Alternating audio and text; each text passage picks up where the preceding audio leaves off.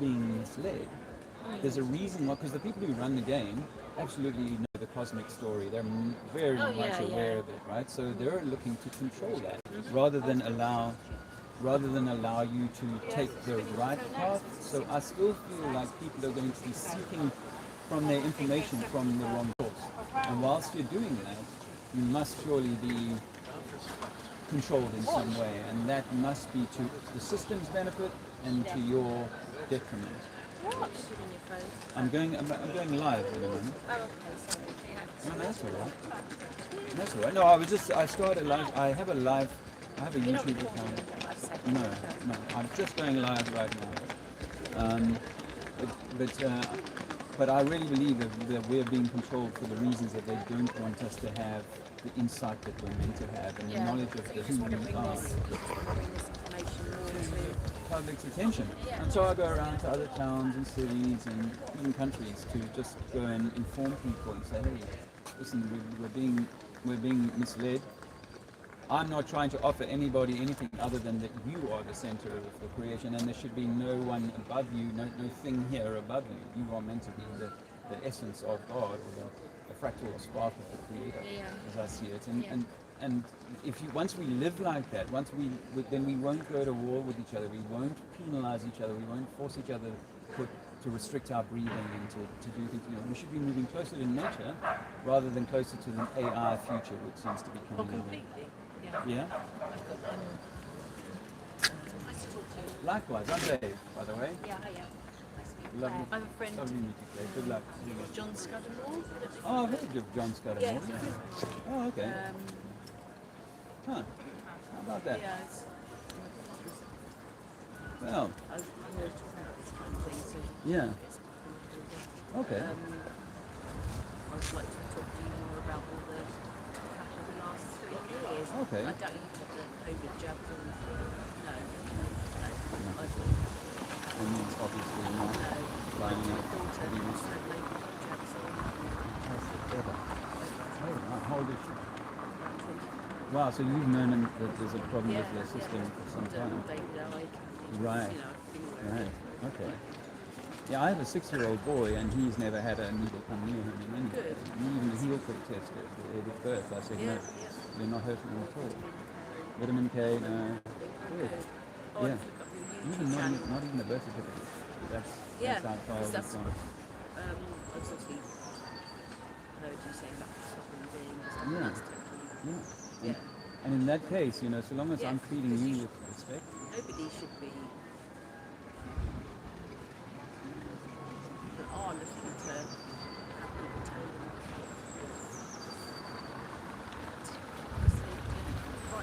I think that's part of the vaccine.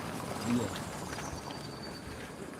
My partner, until he met me, looked to doctors as someone who's like, I am. But I think they just need to. They've been given a certain dogma. Some sort of God. Yes.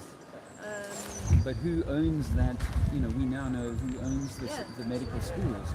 Who's funding the petrochemical industry, and they're the ones behind so much of what's been going on. And also the green agenda as well. Yes. Well, once you realize things like the flat Earth, you know that this Earth is entropic. It can heal itself. Now, just like your body can heal itself. The Earth needs CO2. It absolutely needs CO2. So if the way that it's the depopulation agenda happening now, people are willingly part of it, but they don't really. Yes. And the funny thing is that we should be, first of all, we should be taking care of our own temple of God, which is our body, Not thinking, and then what's going to happen to the Earth in 100 years? Yes. We are here now. Yeah.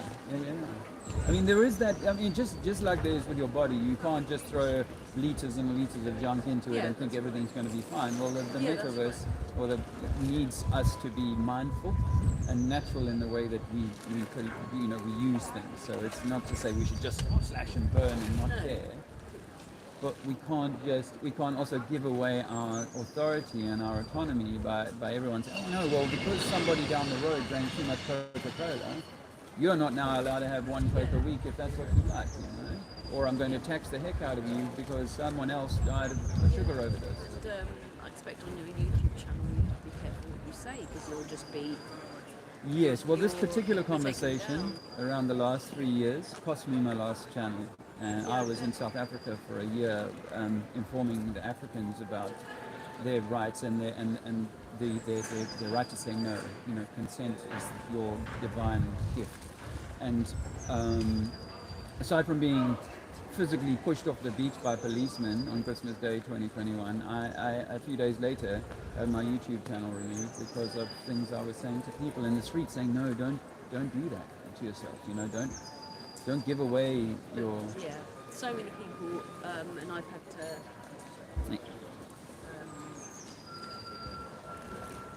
stop myself.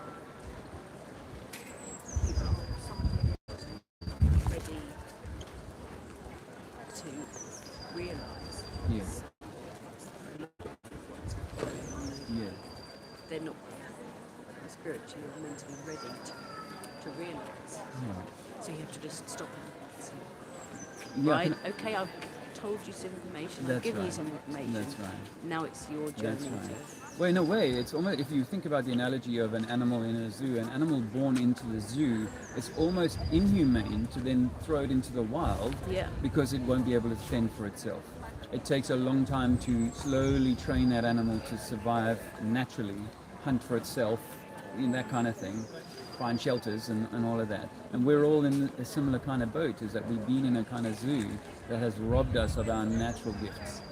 And it takes time and being ready, and not all of the lions would want to choose to leave. You know, you've thrown over half a sheep every week into the pen and they're like, well, I'm used to that, if you don't mind. I'm not going to go out and hunt for myself. Yeah. I'm happy to lie here and wait for the sheep to turn up, you know. Yeah. And so it's a little bit like that with mankind. You know. Of course, I come from a point where, 5 years ago, I thought, it's only going to be a matter of time and people are going to see all of this deception. Even with Corona, I thought, this is going to be the game changer, that people are going to go, no. And some people have just woken up. Yes. Some people just, it's like my partner's family, they won't talk to us or see us anymore. Hi. Hi. Oh, hi. So what do you think about Corona? I'm filming myself, by the way, so Okay, don't mind that. But I do like to pick up your audio. Yeah. Before you go, I do want to see if I can contact John Scudamore, because to have and a have you heard of conversation. Magdalene Taylor? No, I She don't runs the think I have. Informed Parent. She's been known about vaccines and things for Okay. 30 Vaccines years. save lives. No, Ah. they don't. Right. Do you believe that the chief scientific advisor of the government This is a phony? This isn't Yes. going to go well. Oh yeah, no, I think no. It's not that like let's put it like this. I say to people, think about it in a religious context. You might hold Christianity as being the Yeah. religion. Yeah. However, I don't. No, No, but just for I believe in example- the scientific method, which is Okay. basically you Okay. observe facts and you take the logical conclusion from those facts. But And the then- vaccines kill people is not logical. Okay. And you look at who else is saying it, the people who think that Bill Gates introduced some poison into the vaccine, then those people are clearly loonies, right? But those people clearly are. The Bill Gates is somehow responsible. I That's want to clearly a fringe. not Yeah, get sorry, too yeah. emotional No, let's about not. it. Okay, Let's sure. just try and keep it like on But I the feel you're balance. threatening my family. You're encouraging people not to take vaccines. He's not. Vaccines save. Yes, you are. If you're saying that vaccines don't save Yeah. people, I feel that's a I'm threat. not. Okay. But let me honestly, I offer you do. this, I my do friend. feel Yeah, that. I do feel threatened. Okay. Because Well, vaccines save lives. Where do you No, think I'm that coming from fear, a point where I don't want to die. All right. Where do you think that fear comes from? though? Rational. Rational belief. fear, because in the world, in our all of human story, thousands of years of human story, Millions. Yeah, we sorry, no, didn't the millions have- of the earth, not thousands of you humans. know, You're dead right. You're dead right. We in, believe. in yes. our story. Yeah. We in our recorded time, go back to the Sumerians or whatever. We used natural plants Yeah, I and agree. our diet I agree. and food as our medicine. you I see. agree. And we've lost sight of that. And so No, I agree. say to I agree. people, Big Pharma should be looking. You know, I absolutely agree Yeah. that we should be looking for our next generation medicines, not by manipulating molecules, but by going into. I absolutely agree. So I was someone who, my But I mother don't was believe a that- nurse for all of her life, and so I came from that background of understanding that. But once I started to research what the petrochemical industry's involvement was in modern medicine, I realized that there had been an intention, for example, to demonize cannabis as a cancer cure. When back in the 1940s and 30s, you can find newspaper Sure, this has got to articles. do with. I mean, there are evils in the big pharma. Yeah. Cannabis is an interesting issue. I personally think it should be decriminalised, but I don't think that has anything to do with whether or not we all die of smallpox. We don't die of smallpox because it was eradicated by vaccine. And Edward Jenner was. No, and you know what? Even But hang on. You're now denying facts. You're looking at a fact and taking an illogical conclusion. Yeah. You can give me some evidence, but if we look at the totality of evidence, I have a whole library of books at home. yeah, and I see a whole library on the occult, which is clear false.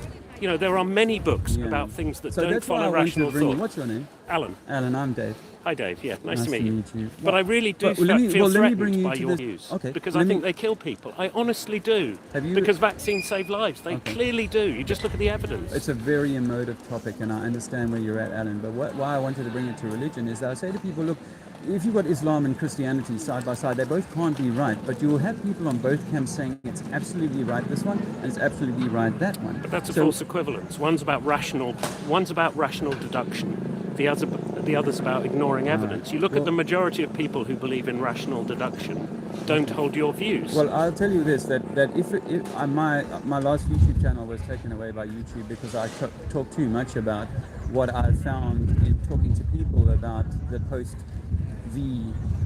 So if you're agenda. telling people not to try and do what's best for them healthily, it's not surprising it was taken down. I mean, you're entitled to your views. I want you to hold your views, but I don't want you to tell people not to be vaccinated because that threatens my family. I would never say that, and even people who I know who've been studying the subject for 30 years, they would say, you go out and do your own research. You have to do what's best for you. Yeah. I have had For humanity, yeah. For yourself, can't we?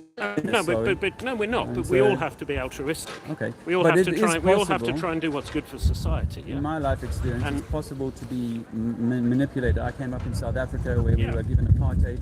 I went to war in Angola because we were told the communists were coming in 1987. I went to war. I'm wrote a sorry book for your about it, experience, gave- but that No, doesn't no, no, necessarily but that's apply to okay. this debate But about it whether is- we believe in rational It's science to or. do with, yeah, it's to Yeah, do with exactly. Look at the possibility. totality of rational belief. I totally agree. So I met a guy. Sorry to Yeah, interrupt sorry, you. yeah. I keep doing that, but Yeah, okay, yeah. but Nice to meet you anyway. It's good. It's Lee- good to talk on the street. Yeah, It honestly and- is. But I honestly feel threatened by this anti-vaccine debate, and that's why I think always this challenge it because. anti-vax Well, I is- think. But if you, Me I'm not not being saying you do. I'm not vaccinated- saying you do. me But not if you being encourage, vaccinated, if you're vaccinated, That's I don't fine. judge you that's because that's you're not. actually false. If half of the population weren't vaccinated, the disease doesn't go away. But herd Vaccines kill immunity- disease. Herd immunity. is Herd a thing. immunity involves a lot of people dying. But we know now that a lot of people who've It taken does. the V are still getting this Yes. flu, right? And I And I so, also, so you yeah. look at the studies, the massive million participant studies that look at balance of probability. Everything is a balance of probability. I don't believe in absolutes. Everything's a balance of To go to probability. someone The not holiday being that not I'd being love to killed. Exchange not- email Oh, addresses. sorry. I was just gonna. Yeah, Yeah. I'm not on You can Google me. I'm a professor of Oh, applied maths. So interesting. Alan, I don't personally want to get into a debate about these things, but what I do think is that one should be very careful on vaccines to not encourage people that they are harmful on balance. Well, can I offer you this, Alan? That I was doing this work Because the in evidence Durban, doesn't support in it. South Africa, and a guy who had a funeral parlor came to me and said, "I've had 11 deaths in 1 week. All of them had taken the needle, and 2 of them died within minutes." Another lady said to me, separately, she said, Do you not trust the million studies rather than the anecdotal There was no evidence? studies before this. This program over the last 3 years is the study. There was no long-term studying of what they put in us during the last two years. We know that. There's a lot of evidence. They were testing 40 people. That was what these Pfizer and all these other companies. And I'm trying to work around the language here because I know how sensitive it is to the bots on YouTube. But I've come across enough people who The said bots, my the health. bots are the anti-vaxxers. I've My- seen the Russian-supported anti-vaccine community. Seriously, Sorry, it's I've lovely. seen it. Anyway, it's yes, lovely to meet you. it's really good to. Please, It yes. seriously Please is get in good to touch. talk on the street. Thank you very Yes. much. Cheers, Alan. Goodbye. Please get. Yeah, that's a lot of fear there, right? And that's the Yeah, programming. but it's- That's the programming.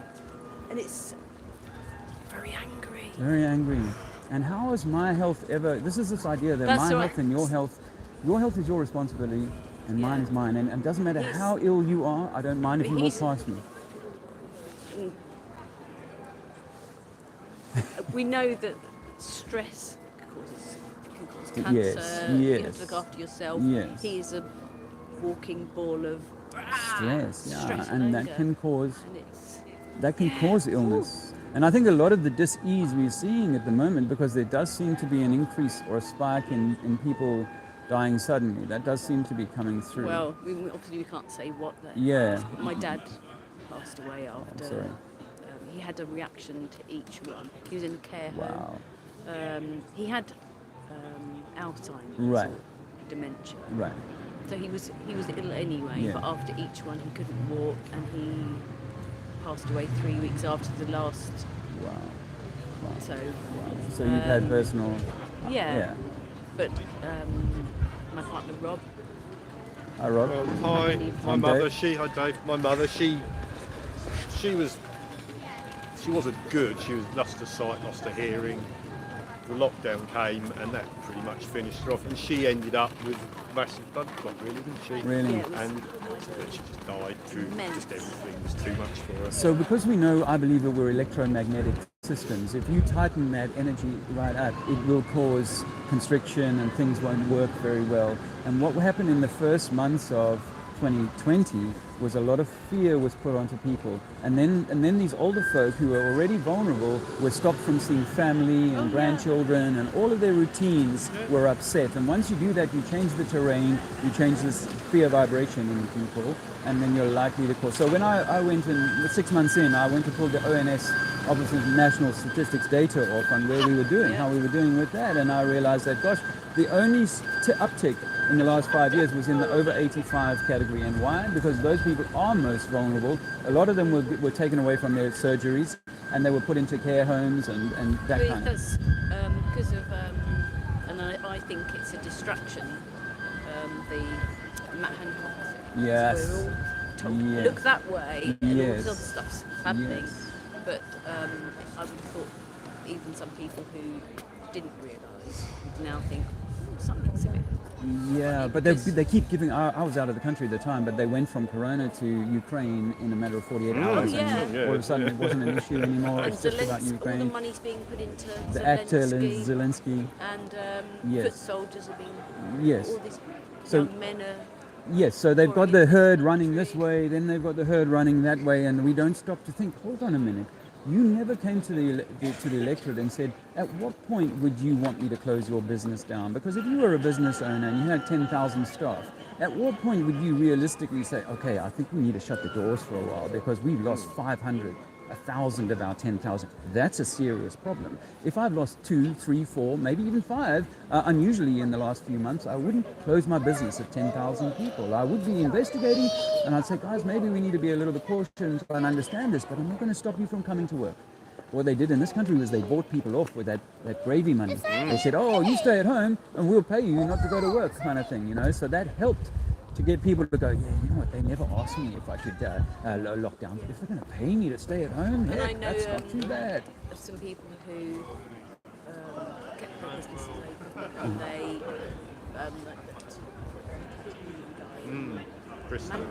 Bristol, yeah, that's right. Because it's interesting in certain areas of the country, there's more people that are awake. Yes. You know. Yes. And the police were there, sort of bashing doors in and stuff. It's like, Yes. Yes. you know, people. He was not afraid, and people who were going in to have tattoos. Wow. So what? Wow. Yeah. Well, Bristol was interesting because a good friend of mine, Robin, he was ripped off the street by police. They were waiting for him on a march, and as he came past them, it's on film, they're on camera, and they just 4, 5 or 6 of them just went in, stormed in, grabbed him, took him out. Big fines, big all of that. It's all been overturned now, but that was and how easily they got the police to fall in line. Not so much in the first months. I was going around in towns and trying to tell people that there's something wrong here.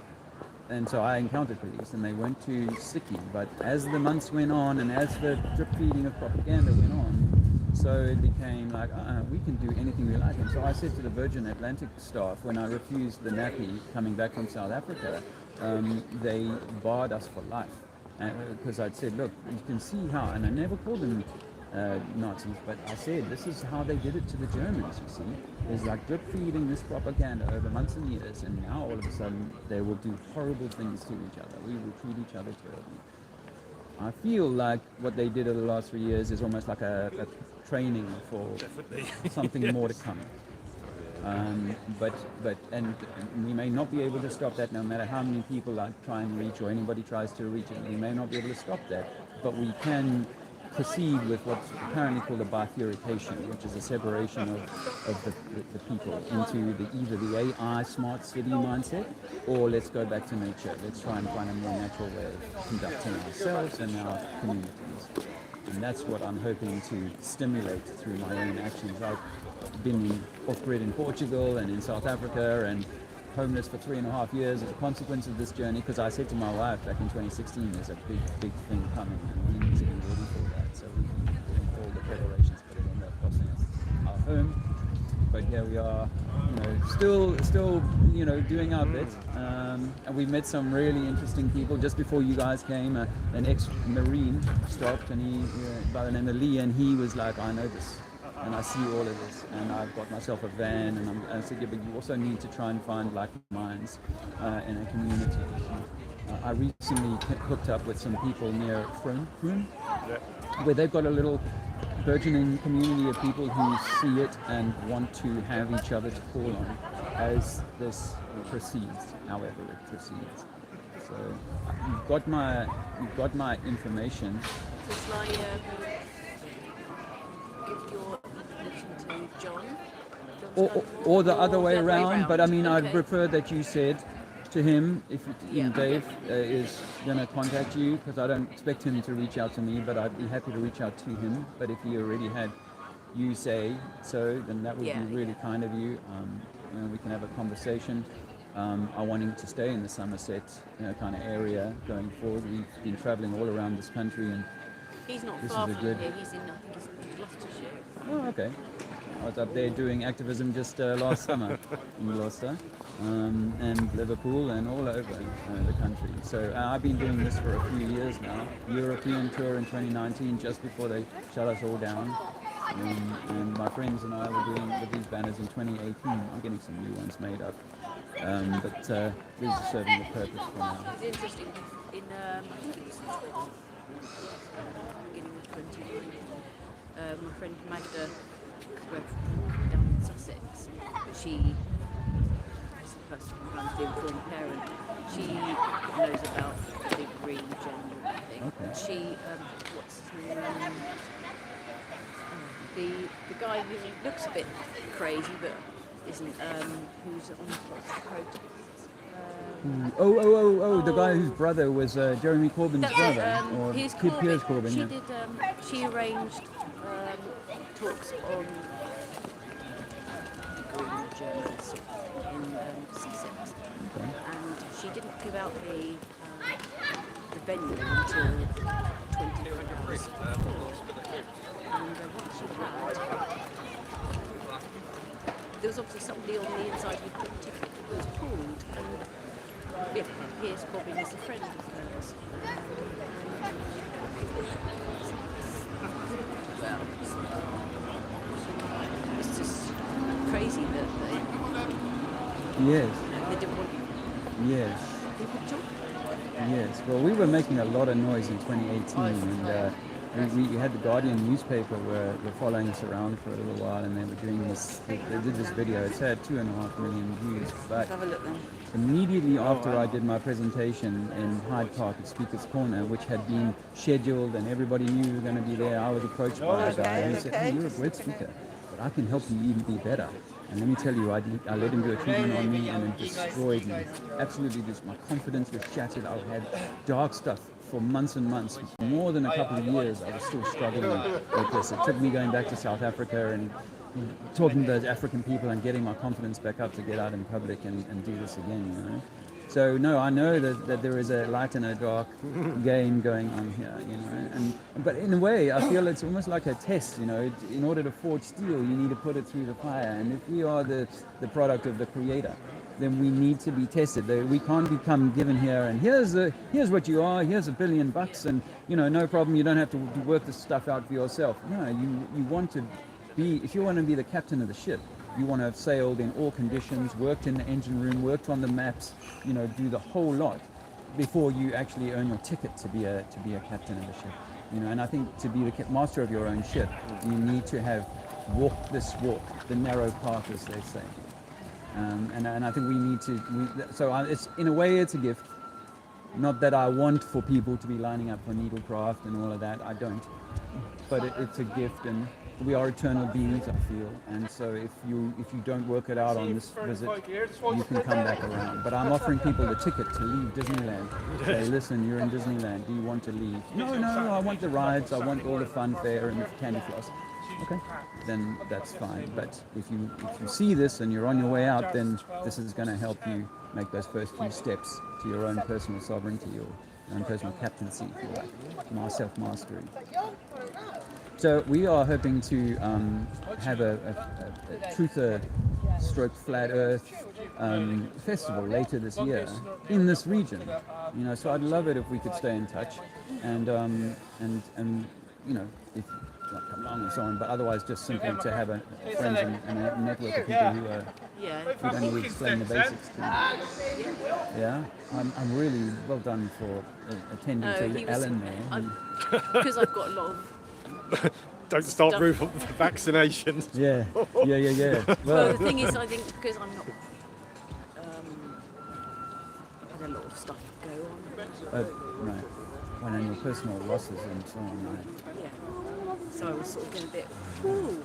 Yes. But with all of this, it's I mean, I take or leave it. I being with Ruth, I mean, I was pretty, you know, doctors are there to help you, blah, blah, blah. I didn't think anything, no, I got back together with Ruth, and luckily when this all happened, I was with Ruth, and it is, I just look out the window and I look at what I see and I take it. And there's not people falling over, dying in the street. No. Well, there are out of now. all the, but all the at the time, all the people that I knew. Yes. There's only me, Ruth, and a couple of friends that haven't had any jabbing. Yeah. Fine. Everybody else, my brother, you know, we warned him. Ruth warned him, Coughing, don't take the jab because he's anaphylactic shock. Yeah. He was in hospital twice. And I it's just sent him what do you? government guidance, you know, because I knew there could be some, he could get funny. No offence to you, but he's an ex-policeman, a retired policeman. I put it in a very nice way. Shit.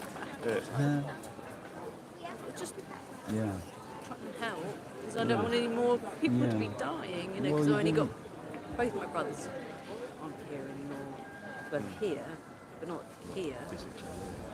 And we found out a while afterwards that actually he had required, I don't know, it was hospitalisation. He went in for because he had severe anaphylactic shock, and he had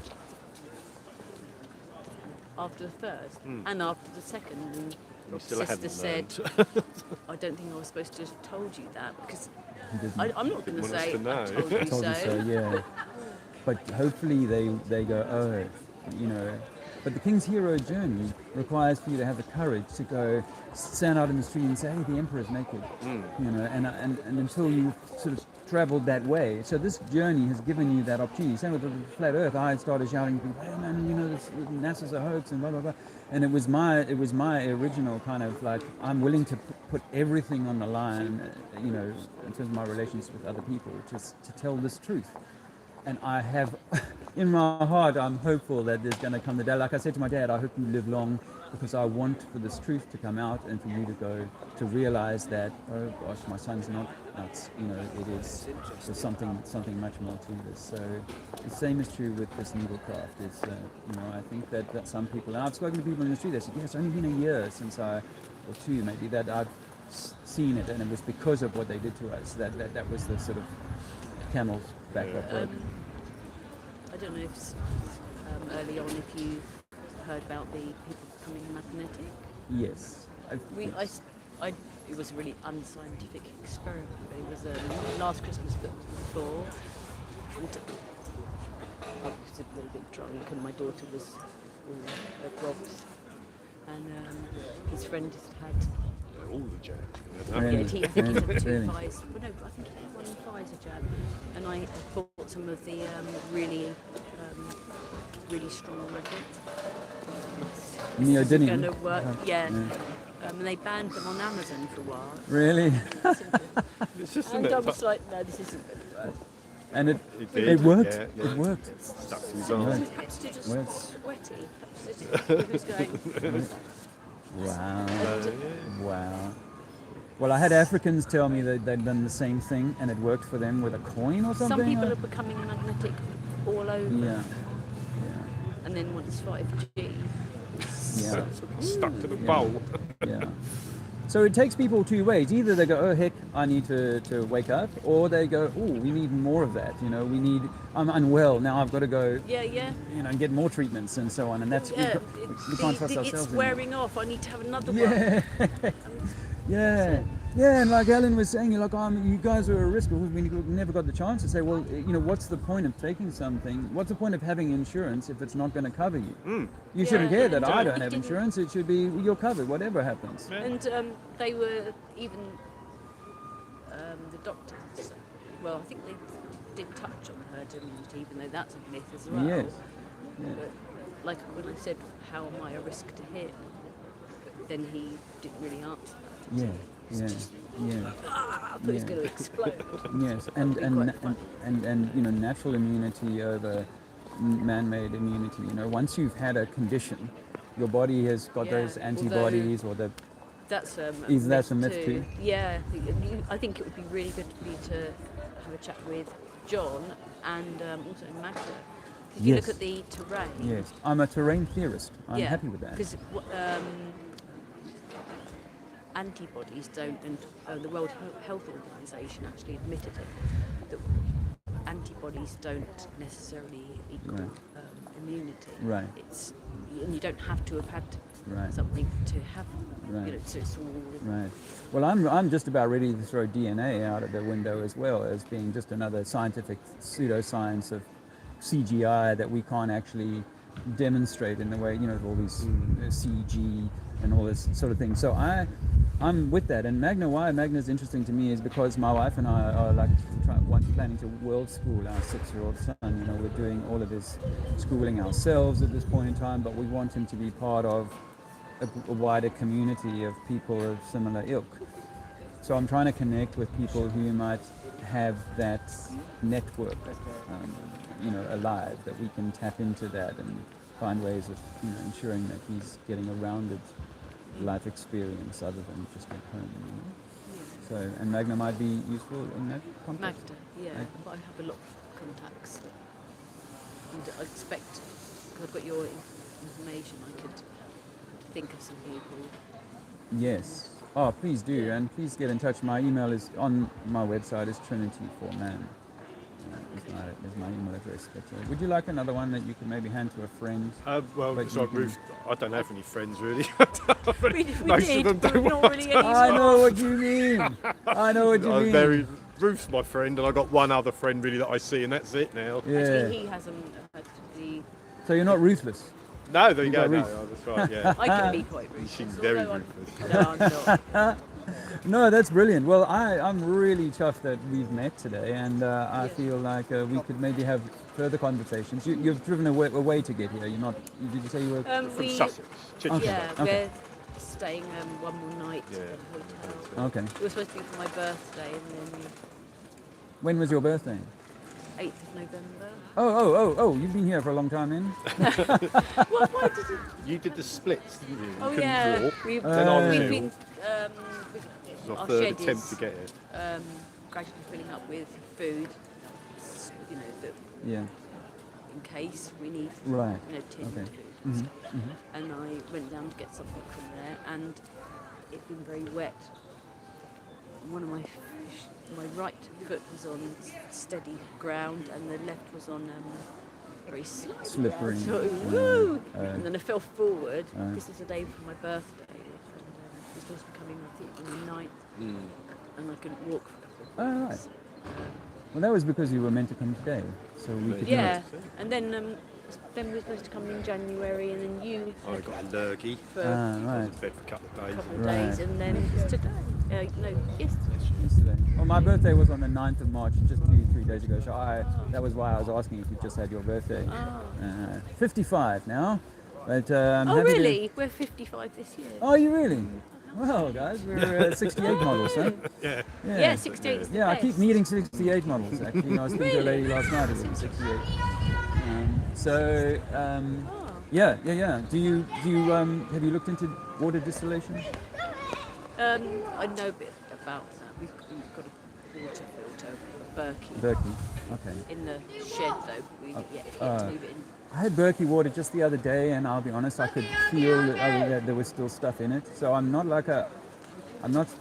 if I needed to, it would be spring water and that, but my first prize is rain or distilled water. There's only 3 With places. the rainwater, do you? How would you treat it? Because somebody said about we need to put it was activated charcoal in it That's or something. Yeah, well, you see the distiller runs through your water through activated charcoal, and it may be a good idea, but I think there's been a lot of demonization of rainwater. You know, I mean, in places in America, you can't even collect rainwater anymore. You know, they've stopped people from doing that. So, once years ago when I had a home in London, I put a bucket out in the rain. I didn't even clean the bucket, and I just let it rain in the bucket. And I took my TDS, the dissolved solids meter, and I put it in there, and there was 4 parts per million in there, which is brilliant. You know, if you get 4 parts per million, that's really clean. Is it slightly acidic because of hemming or something? Maybe.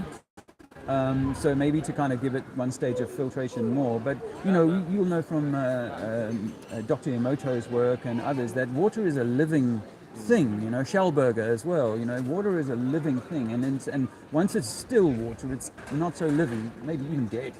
And doesn't have that energy. So we do need to kind of get to as much as we can to distilled water, give it that energy. Some people pour it over shungite, but definitely you might want to put it through activated charcoal.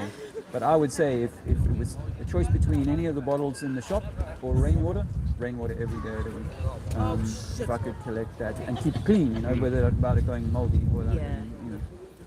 So, but the water distiller costs you the biggest cost with the water distiller is just running in the electricity. But other than that, it's the best investment I could say in your well-being. For me, it started to attend to my macular degeneration. I was onto my 3rd stage of reading glasses. By that stage, I think I was 47 at the time, and within 6 months, I took my daughter to the supermarket and said, "Watch me read the label of the spice bottle. As small the writing is, I could read it." And it had been years since I'd been able to read stuff like that. So, and so what's happening with distilled water is that it's got like a magnetic property to it, and it starts to leach all the calcites out of your body, just like it will from your kettle. And if you go and see 70-year-old people on YouTube talk about how their arthritis has gone away after 3 months of a distilled water, strict distilled water life. So I highly recommend that. And the distillers cost anywhere between $100 and $200 a pound. And for me, I run it once or twice a day, and my family's got all their drinking water, and perhaps if we're cooking pastas and things like that, then all of that water is going to be distilled to keep everything clean. So I would offer that as just a friend-to-friend idea. But look at what other people say about that, because yes, arthritis, and even on the box of one of my distillers, it said proven to help with the Alzheimer's kind of conditions, because I believe all of these are from a furring up of the pipework that operates the brain and so on. And so if you can start to defur that, then you're going to improve your cognitive function. And I felt that. I felt like my cognition, my brain acuity has improved. I was a year off the distilled water in South Africa. I didn't have a distiller with me. We did do spring water as much as possible, and reverse osmosis is very popular in South Africa. You can buy it on the high street.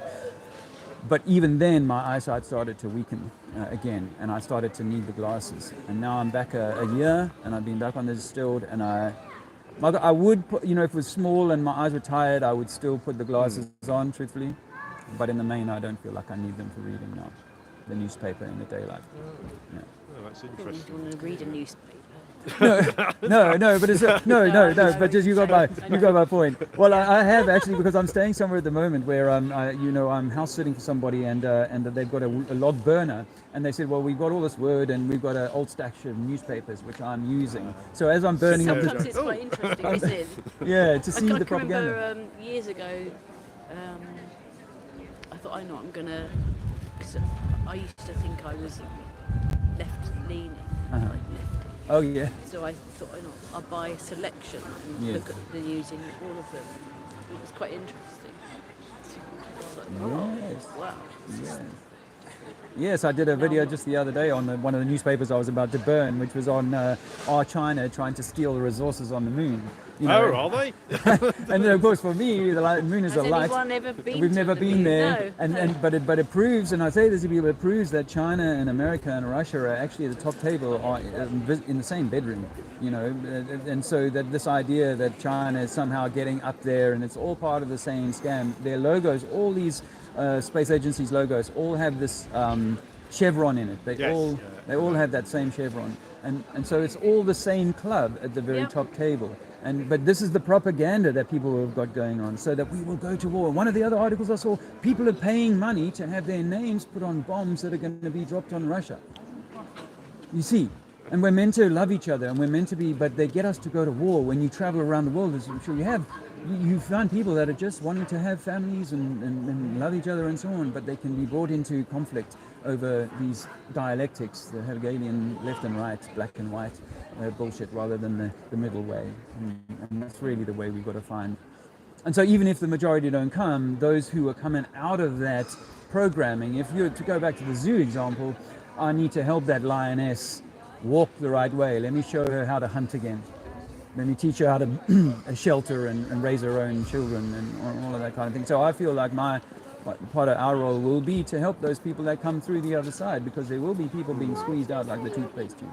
They will be coming out when they work this out. They've lost family members or whatever, and they go, sugar, what does that mean? And like when you lose someone, you've got to go through all the phases of grief and anger and all of that. And people need to do that. They need to be allowed to go through that rage of, oh my gosh, what's happened? What have we done? What have I done? And then come back to the heart, come back to love, which is where we're meant to kind of emanate from and be as beings. Exactly the way that goes. Yeah. I could feel the love. Alan. Yeah. Yeah, so I've got a new banner coming. On one side it says love and the other says fear. And this is Professor. Yeah, Professor Alan. I would have loved to have. Exchange. I really wanted to. I wanted his to talk to email him about address. maths. But the truth is that they will never, they will never, at this point in time, no matter how much time you spend with him, he's not going to see them. You've just like some people like on social media platforms try and argue with me or in the street or whatever, and because I start to get because there's so much stuff that I want to say, and I start getting a bit. Yeah. So I prefer to. Right. Yeah. Yeah. Well, that's where you find your way of doing and it. then I can leave all the stuff that's going on in my Yeah. head Yeah. to one side. But like I say, I think that, and it's part of your forging of the steel, hardening the steel and preparing you, because I do think that there's a role as teachers for the future when the bifurcation occurs. It's going to occur. The smart city and the AI and the Neuralink and all of this bollocks is going to happen. I can't see us being able to stop that, no matter how hard we try. So it's like, okay, that's going to happen. Are we going to stay in that stream and get washed with it, or are we going to create a new stream and from that grow something? And that's where, having done all the prepping, understanding how to grow things, understanding how to keep healthy and all these sort of things, mind, body and soul, that you will be able to help others along this way. And even if you're coming from I had a military 2 years national service, went to war in Angola, actually. Wrote a book about it, and this is what started my journey of awakening. Even handed a book to Prince Harry. I was right, people were, when I first came to this truth, people were like, well, you're an agent, man, because look at you hanging out with all these hot knobs and whatnot, Russian bot. Yeah. But I think that there will be a role for peacekeeping, and for, we need. It's not like I'm such an anarchist, because anarchy for me means self-rule, but it also, we know that we need a societal structure for things to work kind of well, So you do need people in teaching roles and in peacekeeping and security, if you like, gardening and all of these sorts of things. So it's not to say we don't need any of those things. We just need to have it done in a way that is honoring you as the center of creation, as the reason, the beat. I mean, and as I say to people, if you took 10 puppies in a cage and only put 3 or 4 puppies worth of food quota in every day, see what would happen in that cage. There'd be the bigger ones that were, taking from the little ones. The little ones would be damaged and traumatized, and there would be a whole, and that's what we see in our world today, is this goats and sheep and aggression and over masculinization and feminine becoming masculine and all of this. Oh, don't All of this sort of stuff. So if you open that cage, you go, okay, I'm going to have to work with these broken puppies now. So how do I treat each of those in a way that's going to nurture them in the best possible way, if possible, to bring them back to being great pets, great animals, or and friends or neighbors in this case. So that's my little précis on that. I've got so much more to say, but I know you guys are strolling and enjoying your day. I'm extremely grateful. It's just this conversation alone has made the trip worthwhile for me today. But you get a lot of people saying so nice things to you, which is... Last Sunday was quite incredible, actually. I've had to take the stream down, and so because I have to rip some of the content out. I had a complaint made, but I was in Frome, and they have their once a month market there, and it was the first one of the year, and it was thronging. Thousands of people got to hear my voice because I just went into this. Sometimes I go quite theatrical, and it's very loud down the street kind of thing, and I was getting, because I was getting so much abuse, because people were sniggering and laughing and fool you idiots and blah blah blah blah blah. So I do get quite a lot of that in certain. I do get quite a lot of that in certain contexts, for sure. But again, that's part of that comes with the territory. Yeah, you expect it. Yeah, but it also, it's good for me to, over the 5 years that I've been doing this, to become more centered in myself, so that I'm not so concerned by what the children in the Disneyland are saying. No, we want to stay on the teacup ride. You're an idiot for saying I should get off. That's fine. I can accept that. And so I'm growing. I'm maturing in my own way for that. Can I have a hug before you go? Really good to meet you. And I hope to hear from you again. Can I have a hug? We are all the spark of the Creator, we've become so uncomfortable with all of that. But I believe that we walk with the light of Christ or God or Allah, whatever you want to call it, is in each of us, and so the coming together is so important, because we have been divided, black, white, woman, all of that. Yeah. But I'll look forward to hearing from you, Ruth. Yes, social distancing. That was part of it, because your heart energy. All that business. Yes! Yes! I told people, no, don't do that. And you know what the crazy thing about that, Rob, is that if I do that, I'm actually closer to your face than if I'm doing it from here, if you don't mind. Like you said at the beginning, it's all upside down. What they say up is actually down. Yeah. Crazy. Yeah. Right. Lovely to talk to you guys. Cheers. Lovely to talk to you. All the best. Bye. Bye, Ruth. I'll be in touch. I hope. Yeah. Yes? Hey, guys. How are you doing? That was a long conversation. I'll come and speak to the chat in a moment. I'm in Wales, which is the smallest city in England. Why is it a city? Because it has a cathedral, which is that there, which has no spire. Look at that. I might. Well, you can Google it. I suppose. But Wales Cathedral is quite impressive. But again, it's one of those that doesn't have a spire. There is a story for it, but I think it's a conspiracy. What do you say? Energy harvesting and so on. I will come say hello to the chat and get on with that. I'm a little bit thirsty. You heard me talk about distilled water, of course, that's distilled. What was I going to say? Oh yeah, I was planning to go to Bournemouth today and hang out with Sven, do some activism there, but the risk of rain was in 100% apparently, and according to the weather. And not only that, as you might remember, my windscreen wiper is not working, and I didn't want to risk such a long journey in the rain, whereas this one is only 15 miles from where we're staying at the moment, so it made more sense not to miss the opportunity to get out. And wow, just before you guys came, just before I went live, I was just putting up the banners here, as you can see. I'd come here the other day and seen these orange things here, and I thought, yeah, this is perfect. I can actually come and put these up here sometime.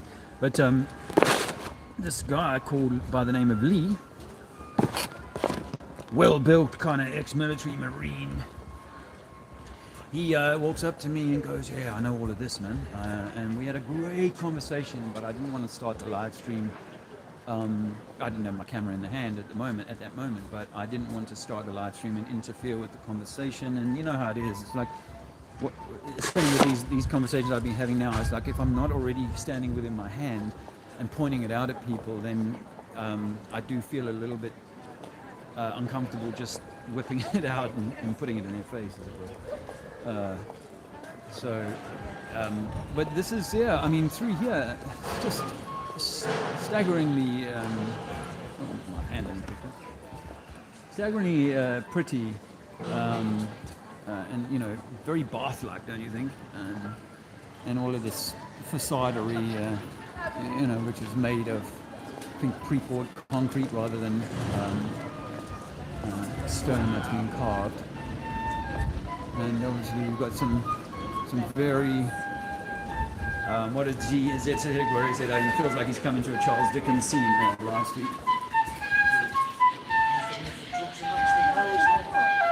Now, on the sort of, in here is a palace called the Bishop's Palace in Wales. Bishop's Palace, and it's just, well, you go in there, behind that wall, behind that drawbridge there, around that drawbridge, in there is a staggeringly large, still the remnant of a big building back there, which is just the Bishop's Palace. And this city, right, has never had a population greater than 11,000. But they claim that 800 years ago there was enough people here to construct. Beautiful, thank you.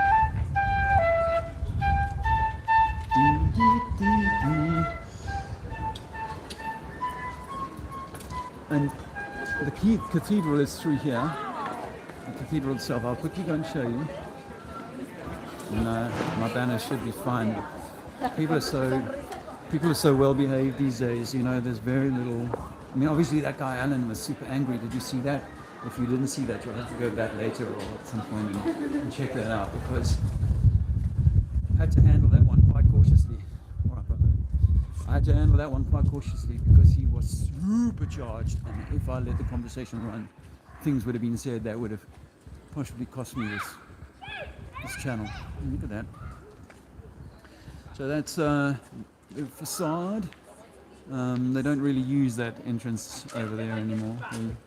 They entrance you through here. But that's a staggering building for something that's 600. I'm guessing at the 600. I can't remember exactly. But they didn't flood this as well, did they? See that? All of that, which is obviously the downstairs, which they built on purpose because they didn't have the space above. As you can see, they've dug out this window here, and underneath there they've dug out a little bit. It's all wet and dank and nasty, and This will be the new. This would have been a window, by the way. See that window there, and this door here, same size. So they've taken a window and made it into the door, because the original front door would have been at least one floor down, if not more. Hey, how are you? Walking tall, beautiful. Oh, good. And it has these ambassadors here who are very affable, and they'll help you with information or misinformation. Oh, look at that. You're being lied to. Okay, let me just have a quick say hello to the chat. Whoa, there's a lot of chatting. I don't know if I can. Lord, how nice. Yeah, nice. Wow. Happy birthday for the other day. Thanks, Tepper. And Brian Stavely. Oh, man. Brian, you're the man, bro. What you and Andrea pulled off for me the other night was absolutely, well, legendary and epic and beyond my wildest imaginings. In fact, I honor you today with this stream. I think that the people who were there, your efforts, those folks who came along, I won't name them all because there's so many names who came along, but you know who they are if you saw the stream. And No Despair Bear bunging $100 in the pot, and Dave Weiss and Karen the King Bee, $55 for my 55th, and Marika, she sent me 55 as well, not through Brian's channel. I know you're trying to funnel that money back to us through the Cash App. We had to do certain things this morning with that, which are like, oh, they want our address and shit like that. So that feels a bit weird, but we'll do it. Squirrel Sniper, Martin Mika, hello brother. Lovely to have you there. You guys pulled a bit of a hoax on me because I knew you guys were meeting up. And we'd spoken about it just a few nights before, and then there you go. And it's actually a setup. So I'm really grateful for your support there, brother. Nice one. Hey Ryan, Ryan-ated. I told you I wasn't going live because of my plan had been to go to Bournemouth, and that wasn't going to materialize for weather purposes reasons, and so I didn't think I would. But this morning I was like, oh, well, I could certainly go to this city because it's on my to-do list. And so here I am doing it. I'm not making a noise at the moment. I may not make much noise. I can just stand here for a while. You know, there isn't really, when there's such a small number of people, just to kind of be yelling into the distance doesn't really feel right. I'll be honest with you. So trust me when I tell you this, though. Let me tell you, look you right in the face and tell you this, that I got some exciting stuff coming up, and it won't just be involving me over the weeks ahead. I think April is going to be pretty.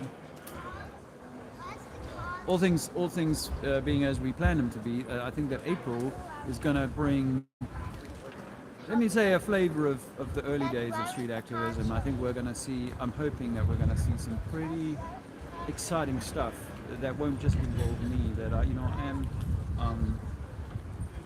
wanting to involve as many people as possible. But I think that I've had some conversations with some people that I'm not going to say too much at this point in time, to respect those other people's wishes. But there's going to be more of street activism and more quality of street activism in April than we've seen for a while, or from my side of the world, shall we say. I don't want to, so there's some exciting stuff coming in the weeks ahead, and I would say that some of that has been inspired by what Brian and Andrea pulled off on Thursday for my birthday. So I just wanted to give you a heads up about that. So there's going to be some exciting stuff coming up, and if I can say personally, I think part of our ability to kind of kind of do that and commit to that is that, we're not fighting to stay afloat at the moment. We were donated like $400-$500 the other night, which is huge for us. And but yeah, we've had an even keel for the last month, or 2 months really, and it's meant that I'm in a better shape to give more time to this work, which is invaluable and has already today sparked some great conversations. And Ruth there, I was just talking to John Scudamore is a name that I remember, but if he walked past me now, I'm not sure I'd be able to put my finger on him and say that's John Scudamore. I think I would, but I have to go back and research him before I could, but I know the name well enough to know that he's someone I should definitely be talking to. I don't know whether he's a post-globalist, but post-heliocentrist. Anyway, so I'm so grateful for you guys being here, and I know there's going to be more conversations, so hang in there. Oh yeah, that man is dangerous. That's really what you're talking about, Alan. You see that level of fear? That level of fear is, wow. That's one of the strongest fear reactions that I've seen, actually. And this is the weaponization of the mind. This is what's happening to people's minds. It's weaponized to fear. And in that fear, you will do horrible things to yourself, to your family, and to those in the community. So, wow, if you were later to the stream and didn't see the conversation with Alan, I would suggest going back at some point and looking at that. As I said, I had to really steer that one because I didn't want it to get out of hand. So,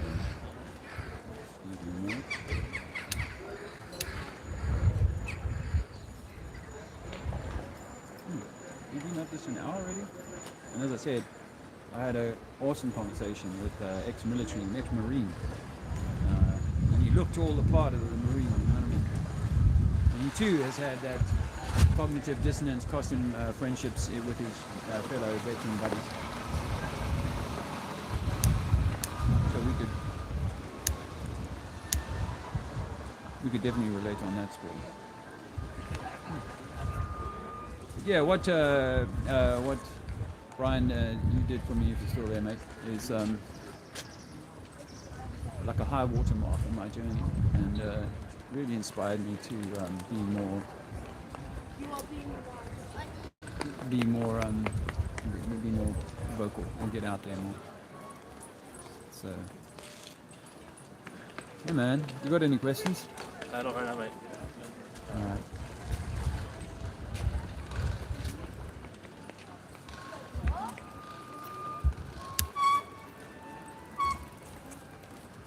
All right, mate. How you doing, man?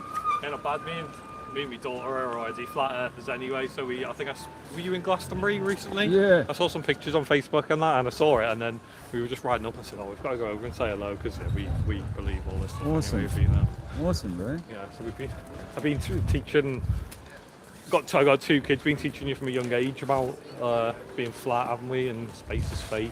Wow. And all that, so yeah. You are at such an advantage. It may not feel like it in science class, but you really are. She was texting me when she was in science the other day saying they're talking about space, and I was like, just tell them it's flat and you can't see. It's like some of the experiments where it's like a certain distance away, you shouldn't be able to see it, it should be below the curve and stuff. That's right. And again, I was saying about the atmosphere being next to a vacuum. I'm like, that's not possible. Thermodynamics. Yeah, and she was, the teacher said, well, it's just gravity. So yeah, that's what they say. It's their excuse for everything, innit? So we were just like, but yeah, we're all over it, aren't we? Fantastic. I like your shirt, by the way. You know, good is God.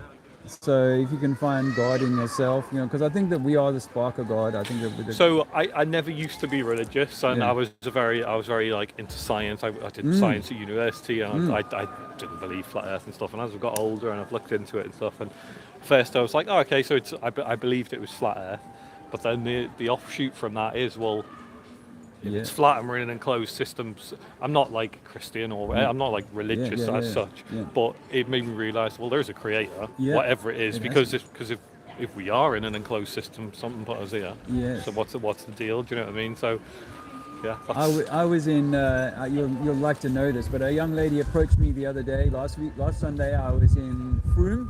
Yeah. And a young lady about your age, she approached me and said, "I know we water and everything would just would fly off." That's what we talk about, isn't it? Like, it doesn't stick to a ball. Yeah. So she was in school and going through the same kind of programming and stuff, but she could see it herself. I pulled that video down, but it will be back up again in a little while. What's are you on YouTube and stuff like that? Yeah. I'm Trinity 4 on YouTube, and I'll give you my flyer. Oh, excellent. You can go and look me up, and thanks very much. because I think we're electromagnetic beings. We are the spark of. We are inside an electromagnetic toroidal system, and we are each of us miniature versions of the macrocosm. So that's what I've been looking at recently and seeing a few things recently. Is like this body in our brain is effectively an antenna for the bigger whole to experience itself, or whatever the reason is, and that was the. I'm starting to go down that route. It's like, well, actually, I think that's probably, this is just a vehicle, like an antenna sort of thing, and your brain's receiving it. And, like the Dodgem cars they used to have at the fun fair with the probe that touched the roof. Yeah. I think your connection is to that, and what they're trying to do with all sorts of fluoride and maybe calcify it and stop that, break that connection to source. Yeah. I think that's what we're meant to do. But the only way that we succeed, well, not the only way, but the way to succeed in this journey is a little bit like the cross on your cheek there, is that we've got to come to the center. The center is the heart. The heart is an anagram for earth. So the love is where we come from, and we're meant to get back to that at the center. Not be too left wing, not be too right wing, not be too much up in the head or down in the trousers. So the stuff that I was looking at recently, where it's like it's an antenna and stuff, and it's we're just part of the whole experience, individual experience, but ultimately we're part of the same thing.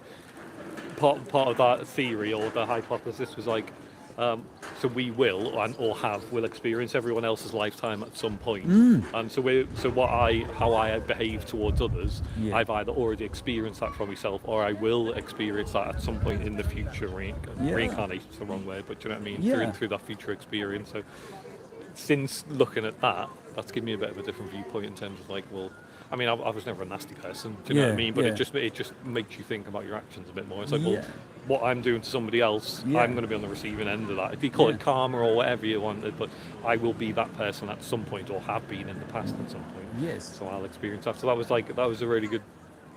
It just made me think a bit more about my actions before, reacting emotionally or in certain ways and stuff. And it all stemmed from this. Do you know what I mean? It stemmed from the evidence. Is like, we're definitely not on a spinning ball, and then it just makes you dig that bit deeper. Then it's like, well, actually, we're not. What are we? And where are we? And it was I haven't got any answers, but it just makes you think a little bit. Do you know what I mean? And it's definitely and I've been trying to teach. I don't know whether Layla. I've got Hunter's 11. We've got Layla, who's 13. Is she 13? Nearly 14 now, isn't she? I'm not sure. Is Layla on board with the flat earth? I'm not. Layla's a typical teenager where she just shrugs and goes at everything. Doesn't matter.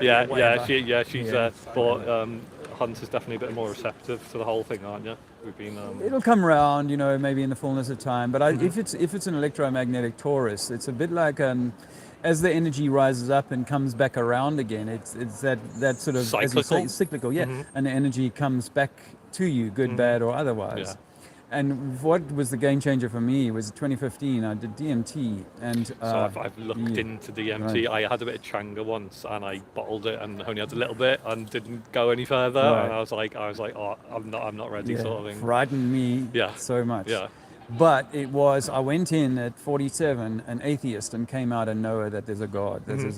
My first words because it took about 6 or 7 minutes, and then when I got off the bed, I was outdoors when the guy put me through it. And the first words I said were, "It's true, there's a God." Those were my first words, and I'd been atheist quite strong up until that. So I've had a few psychedelics experiences, not with DMT, like mushrooms and acid and things like that, and that was part of the process of like, this isn't all there is. Yes. Once you've gone through that, it's people who haven't normally experienced something like that. are very adamant. It's like, oh no, this is science and blah blah blah blah. But until you experience something like that, and it wasn't necessarily a mystical experience or a religious experience, it just opens up to the fact that there's stuff going on that we can't see or we're not and we're not perceiving. taught about. Yeah, 100%. But I've seen there's a lot of studies, or not a lot of studies, but there's things going on recently with psychedelics and investigations. I've seen something mentioned recently about some big Harvard or wherever it is, putting people in a DMT state for an hour with IV drips to explore that realm. Yes. So I mean, that's almost an acknowledgement of like, well, it's a legitimate thing. It's not a hallucination. So that was I've been enjoying keeping up with that. The spirit molecule, the DMT, the spirit molecule. Yeah. I think I've watched the video. I haven't watched I haven't read the book. I've read a lot of Terence McKenna's stuff. Okay. I've got a lot of his books at home, and I've done a lot of reading on Terence. I love Terence McKenna. He was incredible. So he was, when I was a lot younger, sort of opened me up to this sort of thing. So okay. that's incredible. Well, you're already well down the. I'm sure I've been down that rabbit hole for a long time, and it's just again when I had kids, it was like, well, I don't want them being fully indoctrinated. Do you know what I mean? It's you've got to learn it for your exams and stuff like that. But we've had the conversation. It was like, that's why you're taught it. I mean, you've got to learn it. You can't just ignore it. You've got to learn it because it's part of your education process. But just be aware that it's not necessarily true what they're saying. So it's But you've got to find it for yourself in a way. Hey, there's only you so can't much force you can. it on people. It's like it's much the same as religion. Do you know what I mean? You can't force people either. People are open and receptive to it, and even if you don't believe it, you can have a discussion with people. Because some people are so fully indoctrinated or whatever. It's I know, because mankind is at war with itself so much. I thought, there can be no God, and we've got these religions that are at war with each other. There can be no God authoring this kind of thing. So that was why I was sort of pretty skeptical about all of that stuff. So I needed to have my butt kicked with the DMT to say, wake up. I've wanted to do it for such a long time, and like I say, I had that chance with the Changa, which I just had a couple of tokes, and it was real intense, but I didn't break through or anything. I bottled it, and I've spoke to a lot of people on the forums online about DMT and stuff, and said when you're ready, it'll find you again. And that's what happened the first time. I wasn't looking for it. I wasn't asking for it. I wasn't out intentionally trying to find it. So I just come across somebody who said, "Oh, I think you might like this," and so I'm just waiting again for that opportunity to arise, and do you know what I mean? And for it to just organically happen and see what happens. Well, if you've got the time, on my YouTube channel, 2 weeks ago, as you know, I was in Glastonbury, and I had a conversation with about 8-10 people who came across me, tattoos all over every part of their body and stuff, and I was like, okay, so I saw this for DMT, and the moment I said DMT, they're like, dude, and they're a group of people who've done quite a bit of that kind of thing. I was going to say, I mean, if you're going to go anywhere in the country to find people who are like that kind of Glastonbury. Well, interestingly, these guys were on tour. They were just a group of friends who'd come from different parts of the country, and they'd met in Glastonbury for the day and stuff like that. But we had a really good conversation, and so you might find their insights and their sharing. It was in, I think, hour 2 of a 4-hour stream. I'll check it so out. if you've got time, just go and have a peek, and you'll immediately know who they are if you scroll through it quickly. And they were wonderful to talk to. They knew all about this, the flat Earth and stuff like that. And so it's good to know that it's not. It's definitely more people opening up to it now than particularly with things that are going on just in society in terms of like realising the government's lying. Do you know what I mean? There's the whole conspiracy theory behind it, where a few years ago, it was 5 years ago, it was all, that had never happened, that's a theory, and now it's true, and people are like, well, maybe these other things are also true. So, I mean, as rubbish as it's been for the past few years, it's opened a lot of people's eyes up, I think, to the reality. So there's a term called bifurcation, which is the separation of mankind into those who will choose the AI, smart city, Neuralink, versus those who want to go back more to a natural way of being. Absolutely. We've always wanted to go off grid, haven't we? Just go and live somewhere away from everyone else and do our own thing, sort of thing. So. I mean, no man is an island, so we do need 2 and 2 or more gathered kind of thing. You need that. And so I'm, trying to pull people together as much as I can as I move around. And we're staying near Froome at the moment. And I went 2 nights ago to a group of local people who have really started awakening in the last few years. And I'm hoping in a few months' time to have like a truther stroke flat earth festival and just try and in this area in Somerset, perhaps. Oh, I would be 100% up for that. Yeah. Getting involved if need be, if not as a participant and as helping organise or whatever. Or, All right. Yeah, I'm. You're in for that. That'd be idea. We'd be up for that little A festival. a festival, wouldn't we? Yeah, it'd be alright. It's very quiet, which is not normally this quiet, but new people. No, that's okay. It normally takes an hour to open up. That's but, okay. it's all right. But that's okay. Well, you got my email address through that contact. I'll just pop you a quick email. Do you know what I mean? So we had a chat on that, and if, do you know what I mean? If you're ever up this way again, or you need anything, or I'd be more than willing to come and help out, or whatever. You live around this? Yeah, I only live down the bottom. Oh, so okay. we're pretty local. All right. So, it's a nice Tell me place your to name live. again. It's Gary. I'm Dave. Dave, nice to meet you, Dave. Likewise. Yeah, this is fantastic. Well, we got back carrying on with our bike ride, but yeah, excellent to meet you. I'll give you a little email and I'll check out your site and that. Please do, Gary. Yeah, all right. And you saw it on Facebook, did you? Or was it- So I saw on Facebook.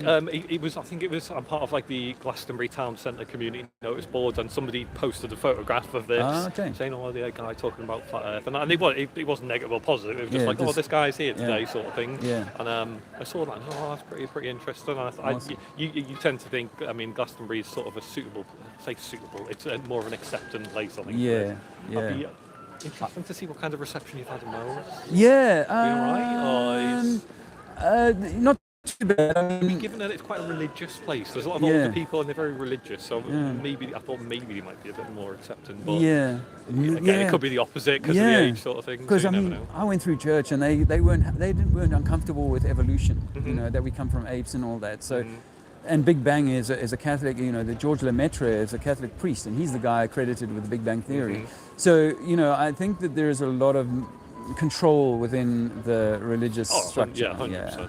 So they don't necessarily want, even because for me as a kid, when I was Hunter's age, I was saying to my Bible teachers, you guys are out of date with this Bible because it says the earth is unmoving and it's set upon pillars and it's got a firmament and all of this sort of stuff, which is not what science is teaching us. Yeah. So the Bible must be wrong. But in 2015, when I first found this, I'm like, damn, the Bible must have been right. Yeah, exactly. That's the cycle again, though, isn't it? When you go all the way around. Yeah.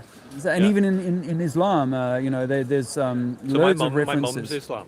She converted to Islam 5-10 years ago, and we have a bit of a theological discussion and things like that. And she's pointed out, because I said to her about space is fake and whatever, and she's quoted a few passages from the Quran to me, which the sun and the moon are traveling over us, not we're traveling around it. Yeah, it was really interesting to see that. And to be honest, I haven't looked into a lot of other religions, but I probably imagine a lot of them have got the same sort of basis in that same thing. I can't imagine there's any out there like, we're just on a ball through space sort of thing. So it's quite interesting. And there's all those images of old cosmologies from different cultures, and they all point to sort of the Hebrew style Truman Show egg. Waters below. Waters above. Yeah. My new banners that I'm having made up are going to be all about that, and just in big letters saying God is within you. You know. Interestingly enough, a lot of the stuff NASA are looking at recently that I've seen in terms of like the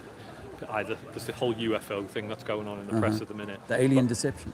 Yeah, or Blue Bee, Project Blue Beam, all that stuff. But a lot of the stuff they're talking about is multimedia is the wrong word, but it was like let's say for example multimedia vehicles in terms of they travel through air and water just as effectively, or vacuum.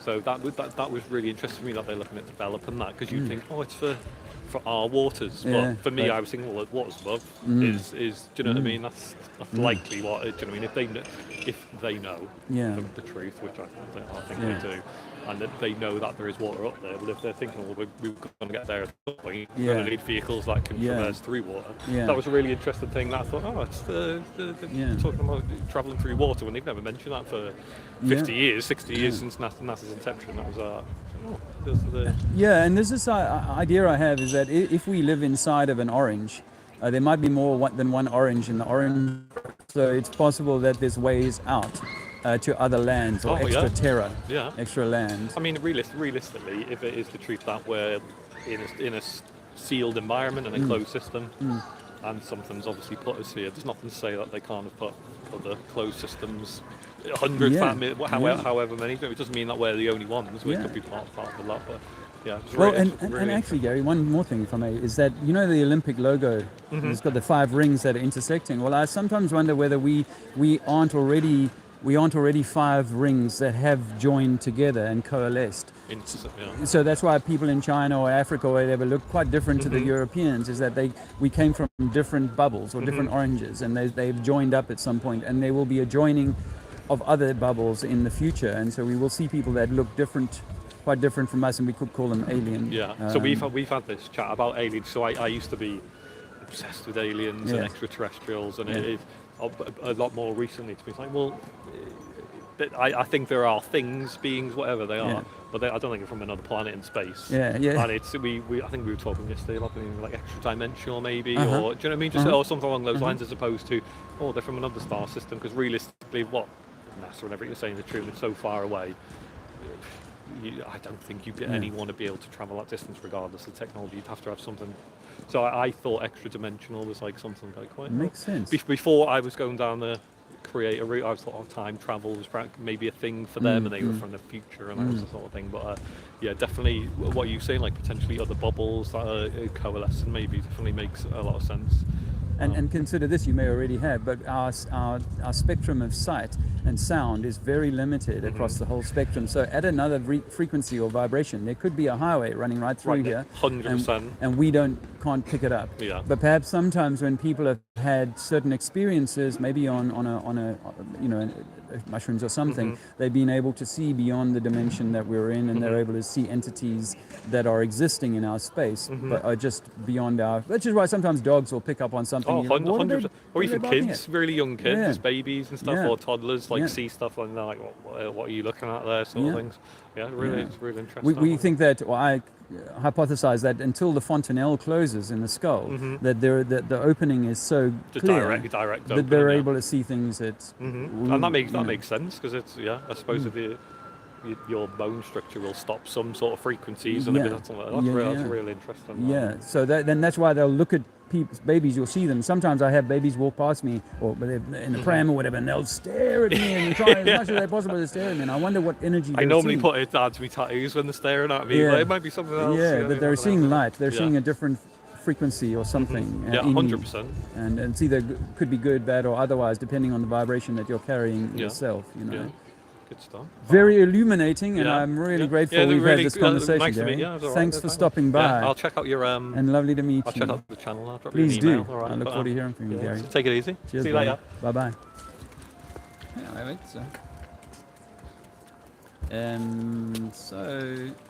I just should say happy. Hey, Squirrel Sniper. Empty hospitals, nothing. Empty. Absolutely. Oh, you're making a video there. Okay, on. Yeah, empty hospitals, man. Hiding at the moment. Yeah, Sun, where's the Seavid hiding at the moment, eh? Behind the curve. That's good. There's been a lot of we love Mac. Mac was and will be a legend for his contribution, never to be forgotten. Never to be forgotten. There have been a few truth speakers that have left us in this realm now, and we should never forget their contribution.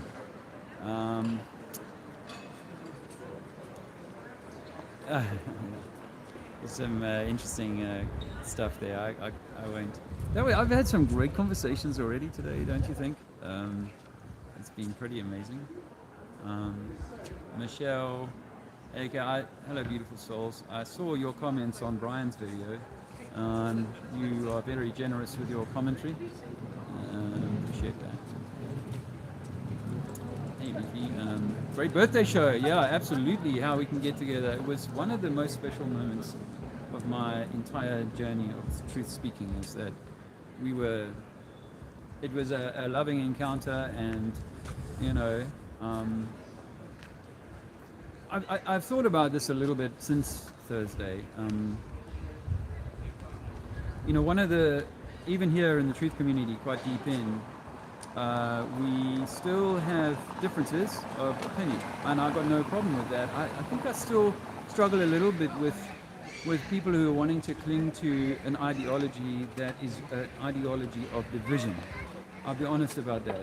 I feel like I feel like part of this journey is to break down the division, you know, and there are well-known truth speakers who continue to hold what I would consider to be divisive ideologies, and you know, everybody is entitled to their own view and opinion and so on, but it's like, if you don't join my club and you don't believe this thing, and this thing means that we are more special than they are and so on, I do feel like Hebrew Israelites come to mind, just to be more specific, you know. I do feel like that's playing into the divide and weaken agenda, if I can be completely blunt and honest about that. But Thursday was all, pretty much all love, and I had some incredible big hitters from the truth community come and give me a little bit of love there. So Brian Stavely and my wife Andrea. I mean, that had been a hard day for me, by the way, you know, that drive back in the rain. I promise you it was raining so hard that drivers in front of me were slowing down. Drivers with windscreen wipers were slowing down because the rain was peeing down so hard.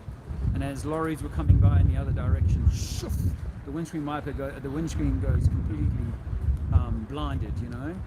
So I hold the faith, man, and just follow those tail lights in front of you, you know. It had been absolutely, my eyes were out on stalks, you know, and tired. I could feel my eyes, the back of my head were tired, the back of the socket were tired from that experience. And then I had such a wonderful gift to turn that day right around and make it the most memorable birthday. So, and also like maybe I know Martinica was inspired by it, and others hopefully too, to seek ways of doing this more, you know, doing that kind of thing more. So let's flip the camera around so I can read this. You had a great time, yeah. Oh yeah. Hi, David Keane. Always excited to see our families out and about. Walking the truth. Hello, ladies. Hi. How are you? Okay. Already a believer, so Okay, or a yeah. Noah. Yeah, Shake my hand. Absolutely, with my gloves on. My name is Dave. Yeah. Hi, No, Dave. Hi, Andrew. I've read Eric's book actually. Oh, have so you? yeah. Oh, wow. Yeah, Well, thank you. shake my hand. Yeah, I just can't believe this is here in the middle of Wales. Absolutely. Awesome. Well, as I said, my name is Dave. I have a YouTube channel called Trinity 4, and I talk a lot about the electromagnetic nature of our world now. You know, I don't think we're material beings. We're beings of light or vibration and frequency. Yeah. And that frequency, that we are a microcosm within a macrocosm. Yeah. Within an orange, if you like. We're a little apple inside a big apple. Yeah. Kind of thing. Yeah. Yeah. Yeah. It's no, the electrical imbalance, I think, is obvious when you look around you. Yes, yes, and so we're being polarized and pulled and charged, and a vibration of fear and so on is being used to control Yeah, us. we've just been talking about fear and fear being used to control that. Everything we're being told, nothing actually materializes, nothing actually happens. Yes. We don't see it around us. Yes. It's just being fed psychologically Yes, into through us. that weapon of mass distraction. Absolutely. The tell-like vision. Yes. Yes, Yes. absolutely. One of which neither of us have, which is why we probably think the way we do. Awesome. Well, I actually, honestly, I was still watching the television until 2014, so it took me a while to realize that I was being programmed. Yeah. But that was the break point for me. That was about the same time as I got rid of my television. Yeah. actually. Yeah, about 10 years ago. Yeah. And then a little while later, I came across, you know, the 9/11s and then the flat Earth. And once I found that, I realized that, wow, you know, nothing we're being taught is intended to help us. It's all designed to control us through fear, through a need for there to be a super master who takes care of us rather than our own self-mastery. But some people have a problem with admitting that they've been lied to. They don't like to, certainly when they've reached adulthood, don't like to admit that all they thought they knew is wrong. Yeah. So I think some people have a problem with it. It's the egos becomes so attached to its version, and your self-identity is attached to that reality. And so, like I say to people, it's a little bit like standing at the gate of Disneyland and saying, "Hey, it's all fake. It's all, it's all make believe. Come on out and let's see the real world." And so, what's happened over the last 3 years has given some people an opportunity to go, "Oh, hang on a minute." Others to go, no, I'm entrenching where I am at. But that's fear. Yes. That is definitely fear driving that. Because you've got to admit so much to see it for what it is. Yes. And there's some not so nice things you've got to wake up to. Yes. And there's a grieving process to go through, and people For are... life as you knew it.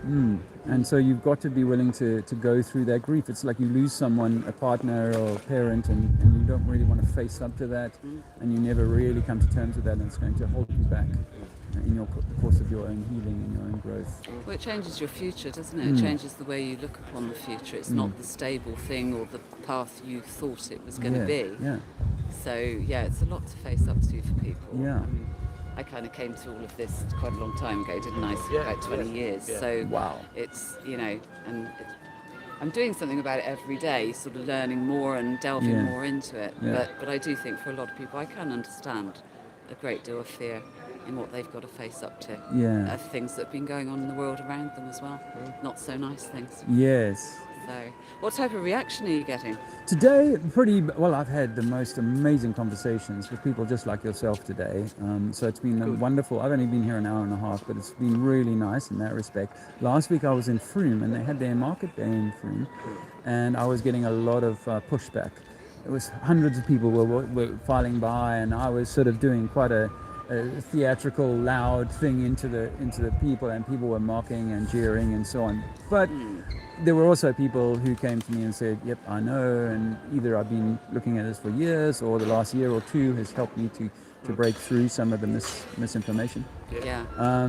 So no, I'm so chuffed I've come out here today, because the people I've met have, in the main, been quite great. At the beginning of this stream, I met a man called Alan, who is a professor, and I was talking to another lady called Ruth, who, like yourself, has been a long time, a knower, and he heard us talking about the needlework agenda, and he was very incensed about that. We're putting people at risk, and you're a threat, and all of that. So it's good to see, because that's where some people's minds are still at, given the programming we've just had. And considering how much information is out there now about how that was not such a good agenda for the people, it's amazing that some people still can't see beyond it. Yes, they'll even go, "Yes, I did feel a little unwell for a few weeks," or a friend of mine was like, he told me before he took the needle, he said, "I need to do this because then I won't go to hospital." Or 2 weeks after he took the needle, he was in hospital for 5 weeks in intensive care, and he will still come out of that and say, "No, it's the right thing to do." Again, it's the ego so welded to the story. So even if people around you are dying quickly, unusually, suddenly, Too young. That's what we're saying. On the football pitch, healthy and all of that. They But still even a local won't. restaurateur, he died a couple of weeks ago. Very popular man here, but only 58 years old, completely, utterly healthy before that time. Wow. And we're obviously, we kind of know, because it was a heart attack, the usual died suddenly. Whether many people are actually, waking up to the fact that that's what it was, I don't know. Well, this man Alan, he didn't want to hear any of that kind of rhetoric, as though no, that's just, we'll find a way of excusing it away. But if you've got it inside you, if you've been for particularly 2, 3, 4 of them, it's not the things you want to hear, is it? Because if I had them, I wouldn't be able to sleep at night now that it's all coming out. You'd be frightened, but even more. And you've done it for your children as well. You've sent your children down the river like that. And so you don't want to accept that you've made a great mistake. So it is an unfortunate part of this journey, is that the awakening and the kind of alerting or whatever is going to either get people to dig into the trenches or go, "Ooh, I need some help." And so people like yourselves are going to be vital to your community to say, "Okay, we've been looking at this for years. Let us help you through the journey, so you don't have to take years and and so on to work all of the It's very through all the difficult. miasma. It is. I mean, I chip away at it with people, but they do not want to Yes. hear. No. You know, even though I keep going back at it and so on, they just do not want to know. They almost talk about anything, but not not that. anything to do Yeah, with that. Yeah. You You're not know. winning popularity contests in the No, town. absolutely No, not. with friends No. and family. I know that's And the the flat one. earth, I mean, in my workplace, they all just knock me because I'm a flat earther. Right. They just think I'm absolutely mad, even Yeah. though I've tried to explain some of it to them. Yeah. They just won't Yeah. see it. And yet, to me, the idea that we're living on a spinning globe is the most Bizarre. Yeah, and that people are absolute walking up nutcase. underneath the Upside down. side and all of that. I mean, I Yeah. did believe it once upon a time, and that's where I try to go to with people, is to say, let's look at the model that you've got, rather than trying to redefine a new model when we don't have all the information to say this is exactly how it works. So flat Earth can become a little bit of a straw man, and you know, point fingers at it and pick at the model and say, but how does this work? Well, let's first of all reevaluate the model that we believed, because that was the thing for me, is I had to go back and relearn what I'd been taught about the heliocentric model before I was willing to say I can see that and I can see that thing and I see that isn't right. Because there are some things that you could say, oh well, this is why this works, you know, the sun's rising. And European Space Agency, I saw them in Italy or somewhere on a Globe Light tour in 2019, and they had these big umbrellas saying ESSA. So I called them over and said, you know, tell me what's your best proof that we live on a spinning ball. And the lady said to me, because the sun rises. I said, that's it? That's all you've got? The sun rising? And it's the sun rising, not the earth rolling. You know, and can you point me the direction in which the earth is rolling right now? And did you know it's 1,000 miles an hour, which is faster than the speed of sound? Oh no, but the atmosphere has been dragged along with it. So if the atmosphere has been dragged along with it, does a plane have to work its way through 1,000 mile an hour? And not only that, the upper atmosphere must be moving faster so that it stays in the column above my head. Exactly. Yeah. Yeah. Yeah. All of these things make no sense. So that's kind of where I'm at with that. But I think even though that people don't see it and they've called you what they've called you out for that, it's part of the hero's journey is to kind of be willing to stand against the flock and the flood or the tide. But you can't. Once you know, once Yes. your eyes are open Yes. to it and you've investigated, you can't change your way of thinking and No. go back. You realise how ridiculous the lies actually Yes. are.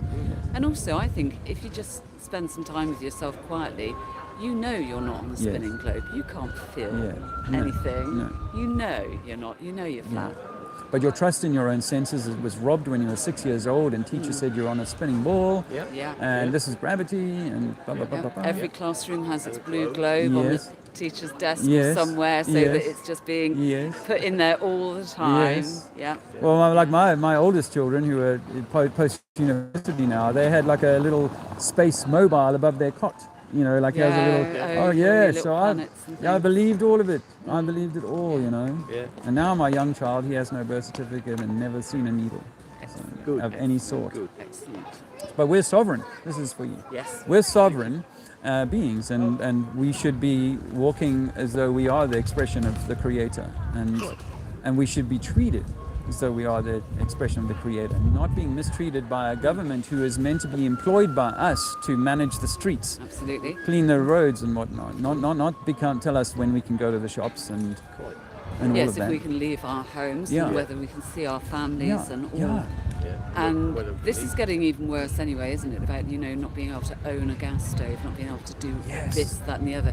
Yes. It's becoming incredible, their infiltration into our lives, our Yes. everyday choices. Yes. Yeah, our whole free will being removed. Agenda 2030, Yeah. etc., etc. Yeah, So we're going to continue to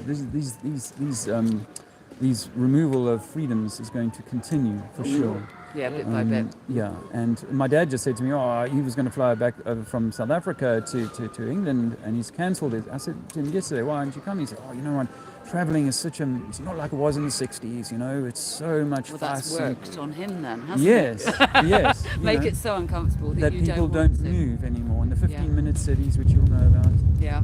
all of this control of our freedom is just going to continue. And some of us are going to continue to give away our autonomy and our sovereignty. And it seems to me like the majority will, but it doesn't mean that those who wants something different can't find a different way, Right. an alternate way, which is Absolutely. I mean, some people don't want to take any responsibility for their lives. They want it all guided. Yes. They want to be instructed, be taken Yes. care of. yes. Let them. You will never change them. Yes. Well, as I was saying to a lovely lady, Ruth, who's extremely far along the road, the journey just now, I was saying, it's a bit like being having an animal in a zoo. Once it's been born into that zoo environment, you can't put it into nature necessarily. It won't be able to hunt for itself or make a shelter.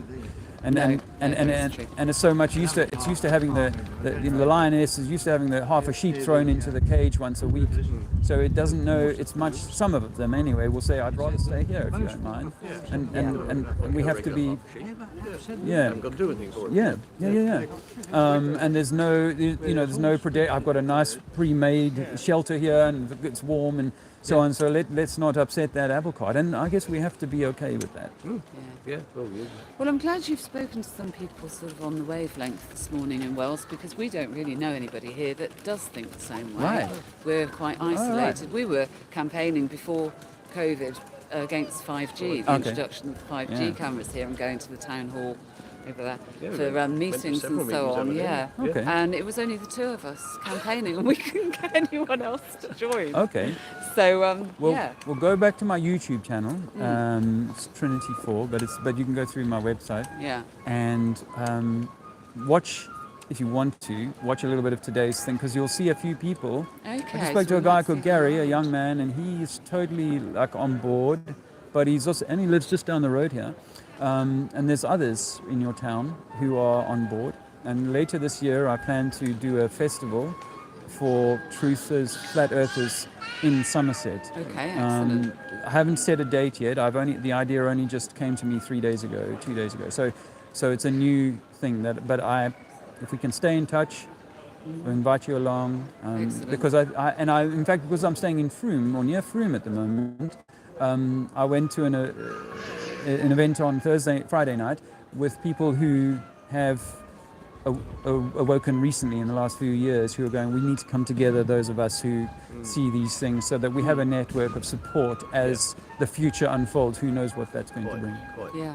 You need a community that you can rely on. Yeah, and I mean, if one guy's got a bit of land and he's growing some food, or one person's into mechanical stuff or whatever, how much better would it be that we're able to kind of have a local community of supporting each other, either through the financial gifting of you do some work for me and vice versa. Exactly, yeah. Well, we're also what they call preppers, so Right. we're getting things in Good. and stocking up, but not just with our own personal needs. I'm making sure there's stuff to share with other like-minded people, because you're going to have to. You're going to need some things like that, even if it's just first aid, general things, because those things will become at some stage difficult. That's right. Or expensive and so Yeah. on. So it's just being prepared for whatever might come. And the great thing is that if you know who you can call on, you don't have, because once the starting gun is pulled, it's going to be hard to find those people, and you won't know who each other are. Yeah. Exactly, because it's skills, isn't it? You've got to pull your skills or things that you know. And we saw how in 2020 and 21 they limited us from kind of getting together. So if you already knew me and you could come to my place and we could meet, rather than we've got no one to go and see and talk to and share. And share our energy, even if it's not food, it's just our energy that we're using to keeps support. people going and motivates people, doesn't it? Absolutely. It's positive. Absolutely, and so part of the joy of doing what I do is I sometimes meet people like yourself, or people who've just emerged into this information, and they're looking for validation that they're not the only one, and they're not crazy, and they're not odd. No, this is the path, and you're meant to be on this journey, and we're meant to come together and share our skills and our talents. Well, most people that have woken up to these things, be it recently or a long time like myself ago, we can never really explain what woke us up, I don't think. Yeah. There's just kind of, you just kind of switched from one thing to another and found yourself looking at life in a completely different way. Yeah. And once you're there, you just keep on going. Yeah. But it's a strange one. It's almost as if it's something outside of your hands. Yes, it's inspired by something greater, and perhaps it was written, foretold long before, and Absolutely. you were meant to take this path, you know. Yeah. In fact, this lady Ruth, you might see if you go back and watch the video. She was meant to have had this holiday to Wells in November, but had a slip because she was going down into her. They've got a prepping. They're also preppers, and they have a store of tins and things like that. And she was going down into her store and slipped and hurt her leg, so they had to postpone their trip until today. And I said, "This is why, because you were meant to meet with me. You know, we were meant to hook up and create that network. You know." I'm from here, actually. I'm from Dorset, but I was brought up in South Africa. I was born in Dorset, but we love Somerset. You know, this area is really, I think, rich with people who are awake. From the times I've spent, I was in Glastonbury 2 weeks ago, and I'll be doing a bit more around here, Bath, maybe in 2 or 3 weeks' time, and I continue to try and do this every weekend. Yeah, excellent.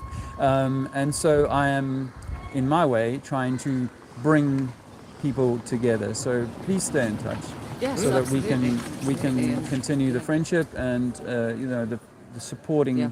And as you say, network with other people. Network with others, and there are some lovely people in your area that I think that will be useful for you guys Well, it would be to useful have. to know, wouldn't it? Because we were looking into doing the light paper and getting sort of, the Put an advert in there. and things like that. Okay. We did order lots of distribute, didn't we? Yeah. But it was, we weren't really getting any interest, were we? It was it almost really felt as though it was difficult. us against everybody else. Yeah. Well, this journey and the system is so clever. I think they're intended to exhaust us. Yeah, make you give Honestly, up. I mean, my journey has been, I've been without a home for 3.5 years now, and it has been exhausting, but I've kind of come through that. And so, these last few weeks have been the first that I've done in the street for some time. I was 6 months off grid in Portugal, and in South Africa, I did a lot of street activism there. But it's been a really tough journey. We've got this little boy, as I said, homeless and kind of penniless, but my YouTube supporters have been awesome. YouTube took my last channel away last year because I was too much about the needle talk. But they've been awesome to help me kind of on this journey. In fact, just on my birthday 3 days ago, my wife and a very well-known YouTuber in America put together the surprise birthday for me, and I don't know if you've come across Mark Sargent. That's a big name in Flat Earth. He came onto the stream. David Weiss, deep inside the rabbit hole, Flat Earth man, the conspiracy music guru. These guys all came to kind of give me a shout and go, and it was a really loving kind of connection. And people, so it's really given me impetus to go, we have a role, I have a role to play in helping to bring people together so that we are, united despite all the attempts to break us down. So you're not alone, and we can definitely help each other. I can put you guys in touch with some other people, and we can, build up a stronger network. Because together we have to, when 2 or more are gathered. There's a Mandela effect. But you know about the Mandela effect? Oh, wow. Yeah. Okay. This is good timing as well, because they've had that exhibition up at the cathedral just through there, where they've had a huge globe hanging from the roof. That's been going on for a few months. They did the moon, and now they're doing the earth. Really? So a lot of Festival of the Moon and the Gaia. They had the globe hanging huge from the ceiling, and that's, I don't even know, it might still be there, but it's been very recent, hasn't it? So a lot of people here would have been to see that, and now you present the counter. Fantastic. Well, I've got to come back more. We were here in Wales. I was with my family though, so I couldn't bring my banners out. It was a school holiday week, and this place was packed with people. I was like, oh man, I've got to come back here. So I will be back in Wales, because this is such a great thoroughfare. And I'll be back here, and you guys are welcome to come and just watch or contribute, because sometimes there's conversations I'm having with someone else, and someone else will be looking and be like, so if you fancy joining in and stuff, I'd be more than happy to have you guys come along. Well, we were only saying today, when we were doing the old 5G thing, we went to a demonstration in Bath, didn't we? With a group of people from around the area, not necessarily in Wales, but around the periphery. and we about half a dozen of us, I suppose, or something like that. And we just stood there, and people would come up, and some would show a bit of interest, and others would sort of just come up there, and you could talk to them. And curtains were pulled across the eyes, and other people just a lot of bloody rubbish, and then pulled out their smartphone and waved it and sort of But and that's okay, like this guy Alan, who was so angry with us about the needles.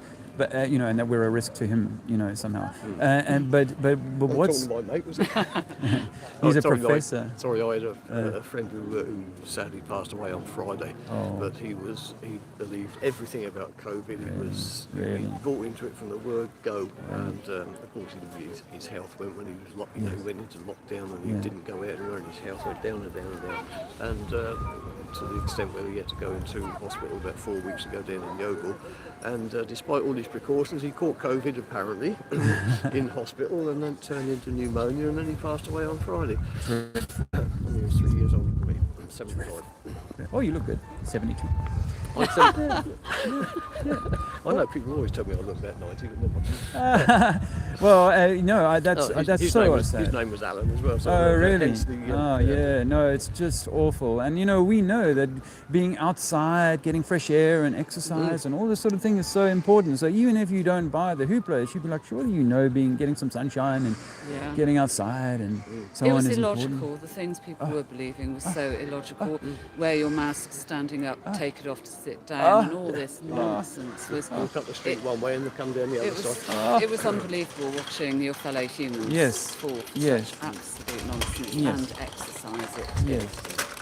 But it's almost like that Bible verse is that you will know them by their fruits, and the wheat and the tares comes to mind, and there's a harvest, and at that point you will, the tares will be removed, you see. And I don't say that to be unkind, I say that lovingly, that's just how it's supposed to be. And it's only when you have this stuff put in your face, all of a sudden you realize, gosh, I didn't think those Hell's Angels would fall in line. You see the Hell's Angels all with the face nappy. I saw a skinhead, didn't I? With, his 12, whole boots and his jeans and his flight jacket and his head and his tattoos and then his mask. And I was, what on earth are you doing? You see. And then I live next to a church. And they, closed the doors. They were all with their masks. But when they reopened, half the congregation were too frightened to come back. Yeah. And you're thinking, well, if you're aware of your Bible and the deceptions you're warned about, surely, and also the fact that you shouldn't fear anything but God. It was, what on earth are you doing not coming back to church? It was an eye-opener to me that the very people who should have known better actually were the ones who didn't. Now, one of the things I would say to the Africans, because they're very connected to God, and I would say, it says in the Bible, you cannot serve two masters. No. So when you're wearing this nappy on your face, you're serving a non-God master. You need to go back and trust God, not this pharmaceutical God that people are holding to, Absolutely. and the government as God. Your God-given immune system is far stronger than any pharmaceutical pharmakeia, as the Bible would tell you, sorcery that is pumped into you. So, my friend couldn't understand, because I used to do his shopping for him twice a week, because he wouldn't go out. And he couldn't understand why I was so laid back, and I didn't give a monkey's about anything. I didn't social distance, I didn't stay inside, I didn't wear the mask, I didn't do anything. I just used to brazenly walk into the supermarkets when it was, all this. I just walk around, and I'd never done anything like that. And I said to him, don't you ever think sometimes why I'm doing this? And I've been doing this for over 2 years now, and I've never had a sniffle or a sneeze or a cold or a cough or anything like that. And there was him sort of going down and down and down and down and down until he couldn't move. And I'm sorry about that, but I've known him for 15 years, so he was he was a good friend, but he just was in a completely different place to me, So, but he couldn't get his head around why I was brazenly walking around the place being perfectly healthy and not doing what I was supposed to do, and he was doing exactly what he was supposed to do, and he was feeling, I can't do this, can't do that. But it is a harvest, as you say, a soul harvest. So, some people will, others won't.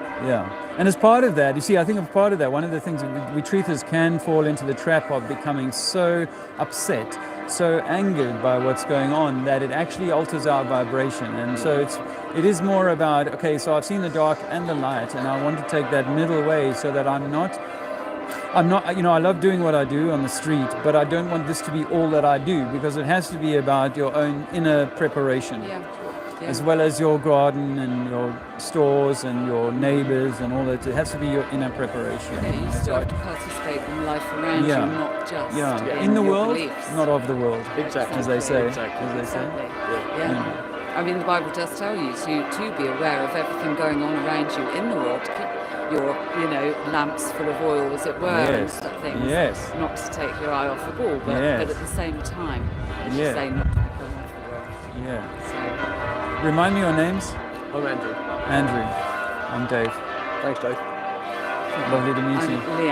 Leanne. So good to meet you, Leanne. And you. And We'll be looking you up. And please, I look forward to writing back to you, and we'll stay in touch, and we'll definitely be seeing each other again. Good. I hope so. Thank Have you a very superb much. day. Thank you. Stay flat. I'm losing my... I'm about to run out of battery here, guys. Hold on a second. Just give me a second. I need to plug in before this stream dies. Oh, how about those bells? The bells of Wales. It's the bells of Wales. And there's 50 in the stream, so I'm happy about that, because that was a wonderful conversation. Don't you think? Hey, Mark Swarbrick. Alva Billy, lovely to see you. Leafy and Dr. INA, you enjoying this, brother? Marlene, Angela, thanks. It was a privilege to all concerned. I assume you're talking about Thursday, the birthday surprise. That was beautiful, man, and it was lovely having you there, Martin. So, another one of the big hitters at my little birthday party. So, sorry you guys couldn't have some cake. I went to an event on the next night that I've been referencing through this conversation. Sorry about the bells. I'll switch them off in a moment. I went to this lovely lady that we've just become friends with, Candida. They haven't quite, she and her partner have not yet bitten a chunk out of the globe completely, but I think the minds are open enough to go there. But she made me this beautiful chocolate cake with beetroot style cake, and it was fantastic. I even had birthday sang to me, happy birthday and all that. But why was I saying? Oh, because we didn't actually have any cake at my birthday, did we, Mon? But it took the cake, having all of the guys come there, and not everybody that I would have liked. Jason of the Disbury, there was some cross wires between him and Andrea. Otherwise, he would have contributed a note, or at least have been in the chat, or in the hangout. Brian's still there. Still there, brother. Yeah, thanks again, man. Many thanks. You may not have heard me say this earlier, but I'm dedicating the stream to you and to the others. And No Despair Bear sending me $100, and Dave Weiss and Karen Queen Bee. But yeah, to you for pulling that off, man, and making it an epic day, and also an epic day for the truth community. I feel like the truth community gained something really special. Really gained something special. Don't walk away, guys. I've got some information for you. How are you doing? I'm alright, yeah. How old are you? Do you mind me asking? 17. 17? Yeah. When I was 17, my country, South Africa, made me go and do 2 years in the army, called national service. Yeah. And as part of that, on my second year, I went to war in a country called Angola, big tank battles. I wrote a book about it and handed a copy to Prince Harry. Do you know that, Prince Harry? Yeah. Yeah. Well, let me tell you, I was brainwashed by my government. Why is that? Because that's what government does. The word government means to control your mind, govern the mental. Sit from where? How does that mean that? Governmental? Yeah. It comes from a Latin root, guben mente. There's 2 words, govern the mind. And I tell people that we are meant to be the masters here, not the government. Right. The government has taken far too much control out from the people. You're meant to be the boss, like if you employed a gardener and then he told you couldn't go to the shops, you'd say no, go away, you know. Yeah, and the true. government is meant to be the gardener, take care of the streets, sort out the schools, that kind of thing. But some 5-7 years ago, I came across information that made me come into the street and start telling people that, whoa, we have been indoctrinated to believe a whole lot of stuff that we can't prove, and that makes us believe we come from apes. We do not come from apes. I mean, you can believe what you want to believe. Oh, it's not a belief. I know that water's level. See, even at the young age, the indoctrination, I can tell straight away that it's hard for them to hear this. But anyway, back to I mean, I've had the most amazing conversations today, don't you think? Wells Bells, yes, Mark, nice to see you. Oh, hey, the Trinities. See, my wife is in the chat. Andrew's, we filled the cup. She's right, filled the cup. And, yeah, we're stronger for it. So there's more to come. Hey, Angela. Who have I not said hello to? Let me just make sure I've covered the bases. Oh, Nick. Did you see that guy I was talking to earlier on? I think his name is Gary.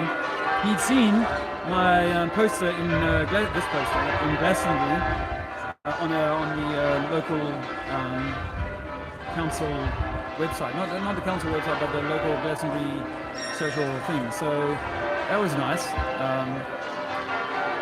Maybe I should have taken that young man a different direction, straight into water's level. Anyway, I don't think I was going to convince him tonight. Oh, hey! Oh, Nick, you're offering to some DJ. I know you want to be a DJ there, and I have to give you a slot in the DJ department. I mean, I may not necessarily jive with everything that you play, but there's definitely room for you in the house. Andrew's obviously talking about this idea that we've got to have an event, partly inspired by all of the good juice that came from Thursday's hangout. But we know that we have, lots of friends in the community, and we can't do this on our own. We do need other people to put the energy in. But it really feels like that's what came up from it, and I was like, we've definitely got to do something. We've got lots of friends, we've got people we can talk to, people that will work with us. So that's what we've got to do. Who else have we got here? Talking about the astrology. These guys might be interested. See that lady I spoke to earlier on? She's read Eric Dubay's book. It'll be out for some. Sweet Truth.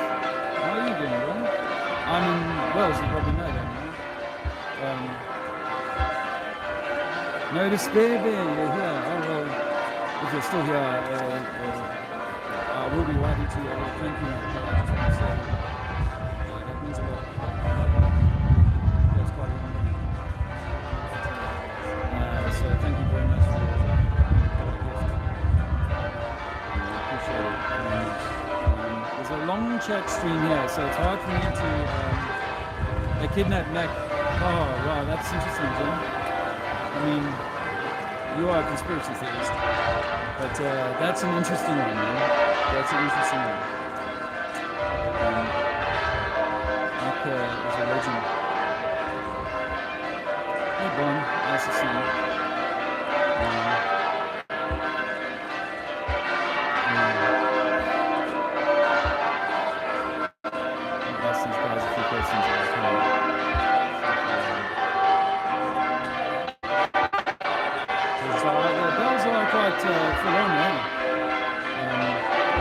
Time zone change already? Oh.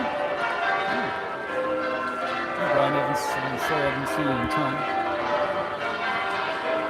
Let's see if these guys are up for some questions. Hey, how are you doing? Yeah, good. How are you? Good.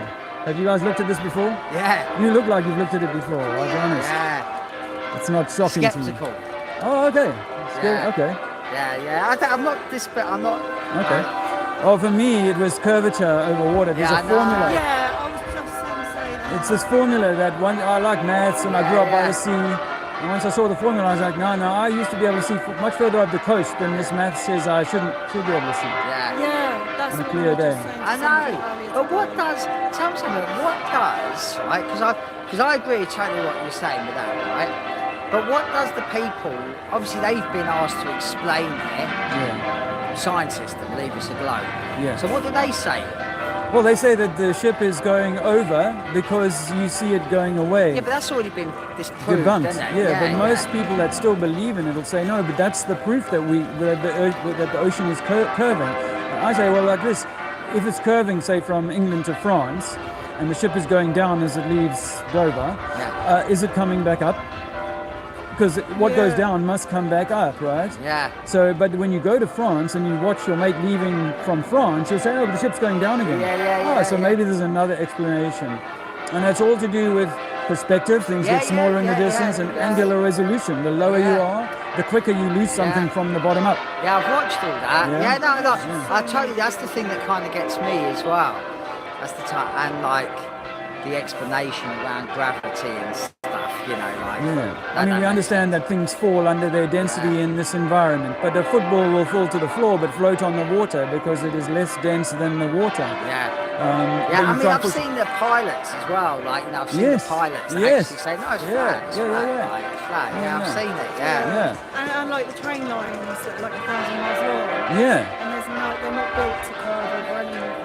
Yeah. And there's coastal train lines, hey, and they just run flat all the way up the English coast or whatever. And if you look at topography, you'll go from East Coast on topographical map to the highest point, and then walk down, say it's 800 meters, and then you'll walk down 800 meters to get to Wales. You know, and you'll get back to sea level. You know, so there's only one level on Earth, and you're old enough to remember I think it was Channel 4 or one of the English weather stations used to have a guy who would run on like a polystyrene cutout of Britain. He was a bit of a nutcase, right? Oh, he was. He ended up a nutcase. He got done for the. That's right. There was some strange stuff with that, right? But then you know the BBC, you know, they do pull. You need to be controllable. You know. So that's what I say to people: if you made that pool a little bit bigger and put all the continents on Earth on it, it would be, well, that's our Earth. You know, we can work on how the compass is working and that kind of thing. But water must be contained. Water will always spill away if you break the container, and it'll run to a pool, and then it'll pool there, and that pool will be level, and also parallel to the pool above it, and parallel to the pool below it. That's what, you know, if you've got any water fountains and there's 3 or 4 levels, each of those bodies of water are parallel to each other. Actually, funny enough, it's so weird because we just walked up the gorge, Cheddar Gorge. And then there was a guy who started chatting to me. He's an ecologist, and funny enough, because I was looking out over the tour, I said to him, "So what do you think, flat or curved?" So he goes, "Oh, it's definitely curved." And now, what did he say? Like, because he started on about atmospheric winds and stuff. He said, "Oh, it's definitely round because that's how comes." He said a word, and he was like, "That's how winds form. They're formed." Because I said, "Oh, how are winds formed, by the way?" Because I don't know. And he said, "Oh, they're created by the sun." And I said, "Oh, well, if the world is flat, like there could still be winds created by something." But I don't know. There's not much on YouTube about like wind. Do you know much about it? Yeah. Well, one of my best ones. I mean, I have a number of theories with regards to wind. Yes, if you heat up an area, then it will create a low or high pressure area, and there will be movement. That's thermodynamics. Once you create a low pressure, once you pierce the deodorant can, it's going to equalize straight away. So if you create a pressure area here, then air will move in that direction. But what you find with wind is that you live in a particular place in the world, they'll say, well, you always get the southeaster here or the southwester or whatever. Wind is always coming from one of 2 directions in the main, aside from this heating of local heating, where it might drop into a valley or move to that place. Generally, it's a southwester or a southeaster that you've got, right? So I've got this theory that there's a book that was taken out of the Bible called Enoch. And the book of Enoch talks about there being gates. And these winds are coming from gates, that there is some kind of system that is almost like, if you think about the Eden Project, inside the Eden Project, they have to have air conditioning, they have to create winds in there. So I think that that's possibly what our winds are, is that they've been created by some system like that. Probably on Antarctica, isn't it? But well, or in it could, think about the Truman Show. In the Truman Show, you've got to have places where wind is being created from, pumped in. Now, I'm a believer that we are electromagnetic toroidal systems. Each of us is a small inside the large. Now, an electromagnetic torus is a turning system, and it's a reciprocating hyperboloid. And when the bigger energy goes around the outside of the apple, it then spirals round and back up. If you think about the apple, it's got that little butt at the bottom of the apple, right? And as it goes up, it's almost like the constriction point of an hourglass. You see, and then as it squeezes up through that, it's going to create forces, and those forces are going to be what we see as wind. You see, so I say to people, if you take the apple and cut it down top to bottom and let it fall open on the table, then those seeds in the inside are our continents. And then we're on those little seeds inside, and then it's a turning electromagnetic system. So it's got its own forces that are creating these rounding, turning winds. So do you believe then that we've got a big ice wall around us? I think that's very likely. Okay. I think that's likely, Now, but I'm not believe certain it's that right. on the outside of that, this is what one of my theories, is on the outside of that, there's other Earths. Yes. So and that's one of the reasons that we can't know about it, is because actually on the other side of that, there's a whole other Earth that people live on and do whatever, or there's or whatever. There's Extra terra, extra Earth, extra land. I think that's very possible. Now, I use the analogy of the fruit. And now, if you think of my orange or apple analogy, and then imagine it as a bunch of grapes. We're in one grape, and there could well be other grapes that are nestling up against that. And you see in nature how a tree can grow two branches and actually melt those two branches together so that they share the same bark. Well, I think that might have happened already. And that's why we have like our Olympic rings. There's like 5 rings. There's Chinese and the African and the Asian, European, or different rings that have already merged. But this idea that, because the Antarctic Treaty you would have discovered already, right? So this idea that if I took a hot light, we call it the sun, and I put it around, say I took a big block of ice, but I just did this, then the inside of that would melt, and on the outside of that it would stay frozen because I'm too far away. Just like the fire in your lounge. The further you step away from that, the colder the room becomes. And so I think that our equator is the hottest place, and as you step away from that, south and north, it just becomes colder.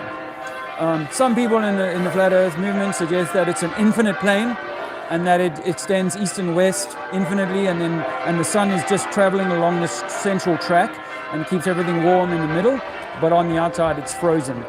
I also think that as you go up, it gets so cold. We already know that from flying in planes. It's minus 50 at 30,000 feet, and it gets colder and colder.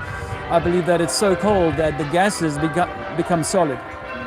And they create this firmament or dome or roof that we must be in. I like the idea of an enclosure just because of thermodynamics. Because we live in a pressure system, it has to be in a room. It has to be in a box. Otherwise, it would all go away into what they call outer space. And I believe it's possibly water, some kind of water above and water below. We can't drill very far down. 8 miles is the furthest our drills have ever gone. In the 1990s, the Russians tried to go as far as they could, a mine called the Kola Deep, and it took them, in the last 20 centimeters, took them 2 years, and they gave up. They were 7.5 miles down, and nothing we have can drill lower than that. And nothing that we can build can go higher than, I would say, 30 miles, maybe 50 miles. That's a balloon. A weather balloon can go up there. That guy who did the Red Bull jump, Felix Baumgartner, I think he went as high as any human has ever been. Our planes do not work in super rarefied atmosphere. They only work like low down. There's only nothing to push against once you get up super high. So Elon Musk, who I kind of believe that guy, I don't totally. Right, so he wants to go to Mars. Do you believe there is a Mars? Well, it's an interesting thing. Firstly, I know that the star that we call Mars is real, but it's a it's a frequency in water or in a medium that's creating this pattern. There's a picture here. Oh yeah, I've seen those before. If you've seen these with a higher powered zoom camera and they slow that down, it's like you're seeing this beautiful thing, and it looks like cymatics. When you take a vibration plate and you shake the salt, that's what you change the frequency and you get this changing alternating pattern. Well, that's what I think that Mars, the light that we see in the sky is it's a source of energy, which is, once you find the flat earth, you realize that, wow, these energies are right here. They are very close to us, and they definitely have a bearing on you when you're born. The energies of the world, what's going on at the moment, what's gone on over the last 3 years, all of this is being dictated by the stars in a way, because they have, Mars is like that war, or and Saturn is either like expansion, or my wife's much more genned up on this kind of thing, but they definitely have a bearing on you and our place. So Mars, the light, I agree, but can you land on it as a stone that's reflecting light from millions of miles away? No. Is there, I saw someone raise this question, that they've come across a map. There's this guy who did some interesting stuff about how the moon might be a projection or an X-ray of the Earth that we have. Just a light. It's a light, but it's almost like an X-ray of, for me anyway, that there's energy rising up. And in quantum physics, you'll discover this is true, that there's so much energy rising up through our feet all of the time, and that energy could be going into like a witch's hat, if you like, at the top, and then it concentrates into this image that we see as the moon. And then when they look at the moon like that, they believe that it's showing that there's much more land available. Yeah, I know. And then in this conversation about Mars, that someone has come up with this map, is it true or not, but that there are other lands that are, for example, called Mars.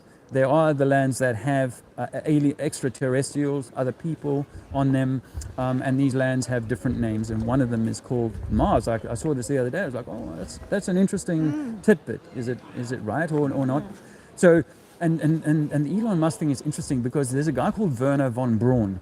He was a Nazi scientist brought to America under Operation Paperclip, and he became the head of NASA's rocket program. When he died, he only had his name put on his tombstone and Psalms 19:1. And if you go and look at what Psalms 19:1 is in the Bible, it says, the heaven showeth the glory of God, and the firmament showeth his handiwork, something along those lines, because they cannot get out. And he left that little clue for us. And a lady who worked by the name Carol, I can't figure her name, she worked for him, and she said, they're going to run these wars, and then the final deception is going to be this alien deception, that they try and trick people into this, that we are having an alien attack, and mankind must come under the United Nations so that we have one world government. But he also said, this is what I wanted to share with you, is that before he became head of rocketry, he wrote a book about a guy called Elon, who was going to take humanity to Mars. He wrote a book about that. So is this all, it's all been planned all along, that this guy Elon, because now Elon comes from, I grew up in South Africa, so you have an accent. I never heard of the Musk family, Elon Musk family at all. But then he goes apparently and sells PayPal for $300 million or $250 million, right? Now, $250 million is what NASA burns through in about 4 days. That's their budget for about 4 days of work. So how is it possible that he then, with less than a week's budget of NASA's budget that they've had for decades, he's able to put a space program together that can beat what NASA is doing? How is that possible? But for he is being propped up to be the Iron Man in people's minds. This is the guy who's going to save humanity. Because when I used to believe in outer space and we were going to ruin the planet, I believed in all of that stuff. I also was like, we're going to find life on Mars, we're going to go and colonize Mars, and I believed all of that stuff just 10 years ago for sure. And so I think that what he's doing is giving people, because humanity is being turned on itself, we hate ourselves. We're bad for doing this, we're ruining the environment, we're this, we're that, we can't go out to the shops, we can make each other sick, all of that stuff. Well, I think that what they're trying to do is give us this Iron Man savior, this multi-billionaire kind of savior who can do all of these things. And when you look into the story behind Tesla, you know, he's got very little to do with Tesla. You know, he has apparently 11% share, and I feel like he is to be honest with you, I think he's a CIA deep state, deep fake. Oh, really? Yeah, and I actually, this is the weirdest thing, not that I'm into transvestigations, but I a few months ago, I thought to myself, you know, I'm skeptical about Elon, and I have been for a long time. I thought a few months ago, they look like a woman. Did you think that? No. Oh, because this is the thing, is that I thought to myself a few months ago, you know what? He's like this billionaire playboy. Well, he's a billionaire, right? Yeah. Now, I've never seen a picture of Elon Musk with his shirt off. That's what came to my mind. So I went and searched for it. And you search the net, there is only one set of images, and that's from last summer, him on a holiday somewhere. Bad, yeah, which is fine, fair enough. But it'd be like, okay, so there's no video of the guy playing on the beach or with his children or, you know, having a frolicking, because surely a guy like that can afford, oh no, he works so hard, he has no time for holidays. But surely there should be, a guy as popular as that, there should be hundreds of images of this guy, not necessarily with his shirt off, but there should be hundreds of various images, and they're very controlled images, and there's only one set of, from a long distance off, still photos of this guy coming out of the sea. So I go and look at these pictures, and I'm like, shit. Not only do I, because I used to be into the fitness, you know, I was a fitness instructor and that kind of thing, so I understand the human body and how it should look, and I'm like, this guy doesn't seem to be walking right, his body doesn't seem right, his chest cavity is huge. So I go and look closer at that, and I can see what looked like a bodysuit on him, and the bodysuit is torn on his forearm, it seems to be torn on the side of his head when he's coming out of the boat. None of it makes sense, and I'm not saying he's a woman, but it does make me wonder, because they bulked up the chest plate so much, it makes me think, are they hiding breasts underneath that? That's why because I looked at his mouth and the way his mouth moves, and like, there's a feminine quality to the way that his mouth moves. So I did this little video. I'll give you guys I talk about the electromagnetic universe, but you can find my website and my YouTube channel, and you can go to I called it Elon's Mask. And just because I was so curious about the whole Elon thing, a few days later, I came across an interview with him. Now, he was being interviewed by this billionaire who was an investor in his company or whatever. Now, he's just got a 1-hour interview, sit down with this guy, and he's talking to him, and I noticed that, oh my gosh, he's drinking water all the time, but as he does that, he seems to be looking down at cue cards. And now, if you want to ask me about anything, I don't need to look at a cue card, man. I know this stuff in my heart. I've got it all here. Now, if you want to ask me, if I want to ask you about your company or your business, well, you're not going to look at cue cards. You can tell me what your business is doing, how much you're doing. And the guy says to him, yeah, and I noticed, because, you know, that's with the Twitter story. I know that you've cut a lot of staff from Twitter, and it's saving you $4 billion. He says, yeah, something like that, right? And then towards right at the end of the interview, the guy says, oh, I need to correct myself. It's not 4 billion you're saving, it's 400 million. It's like, wow, so Elon didn't even know that to say, hold on, no, it's not 4 billion, it's 400 million I'm saving on staff. You know that straight away. If you've cut a bill by 4 billion or 400 million, that's a big difference, right? Yeah. And you'd know that. And Elon just brushed off like that wasn't even important. But the whole way through, and I'd first noticed it, that this old man, when the interview starts, he actually leans all the way over to this table on the other side so the camera can't see it, and he lays something on the table there. And I believe those were his cue cards. And so I started watching to see, and you're like, shit, this time he's put the glass to his mouth and he's not even allowed the water to reach his lips, because he's using that as the opportunity to look down at the cue cards that he's got. And so I believe that he is a deep state or deep fake. Oh, wow. So there you go. That's on quite an interesting Elon. fact. Yeah. See, some people go, you're a fucking loon. Yes. But I've had a lot of people say that. I quite like it. Yeah, but because I do believe, I mean, it's interesting, because it's good. I mean, you've got the balls to stand here and do this. Because, especially when I look at the maps, see, the maps and because we have looked at the transatlantic flights, and that stuff that stuff blows my mind, because like when they call an emergency landing, that guy who records all the emergencies, and then he dictates, he says, well look, you call an emergency here, now on a globe map that plane would just fly to there, but the plane flew to Hawaii, which on the globe map is it's a long detour. It's a huge detour, when there was an airport like, you know, 3 3 times closer, sort of thing. And so that part was interesting. And then the other part, what was it about the flat? That was it. This is what we were talking about earlier. Is if you look in the old, not even that old encyclopedias, but you mentioned the firmament. Yeah. And if you look in like even 1940s, like pre-NASA sort of thing, and there's it talks about the firmament, and it talks about the distance, the approximate distance of the firmament from New Zealand, which is obviously over this side, sort of. There. Yeah, so it's closer. So it's closer to the firmament. Yes. And then where's the Antarctica? It's in the middle, isn't it? Well, this is your Antarctic ring, and this is the Arctic. The Arctic side. Yeah. And then it gives you a measurement from the Arctic, which obviously is a lot higher. Yeah. But you think they actually give you like a distance from New Zealand to the firmament. To the roof. Yeah. Yeah. And that's in the encyclopedia. Wow. So that's a good one. That's a good one. That's like just before NASA. Yeah, it's like 1940. They had aeroplanes. So they actually recorded it. Yeah. Do you know what I mean? Yeah. And then all of a sudden it's gone. Yeah, because I think they were trying to, people were just putting out what was there, but they have been trying to control this information. But I have seen like late 1800s, early 1900s encyclopedias really having that information cleansed out of them. But if you look at nature, loves oranges, apples, round things. So if we live inside of a round thing and your seeds are at the center, let's call it the Arctic, then at those places that are nearer the edge are going to be nearer to the roof. It sort of makes sense in that way. It would be a dome or So that makes sense. Or like even like the Wembley, what they did, the Millennium Dome in London. It's going to give you it's going to be like that over the top. You mentioned it, didn't you? The ones in Cornwall. Yeah. Oh yeah, the Eden Project. And the closer you get to the wall, the closer you get to the ceiling. Yeah, that's how that would work.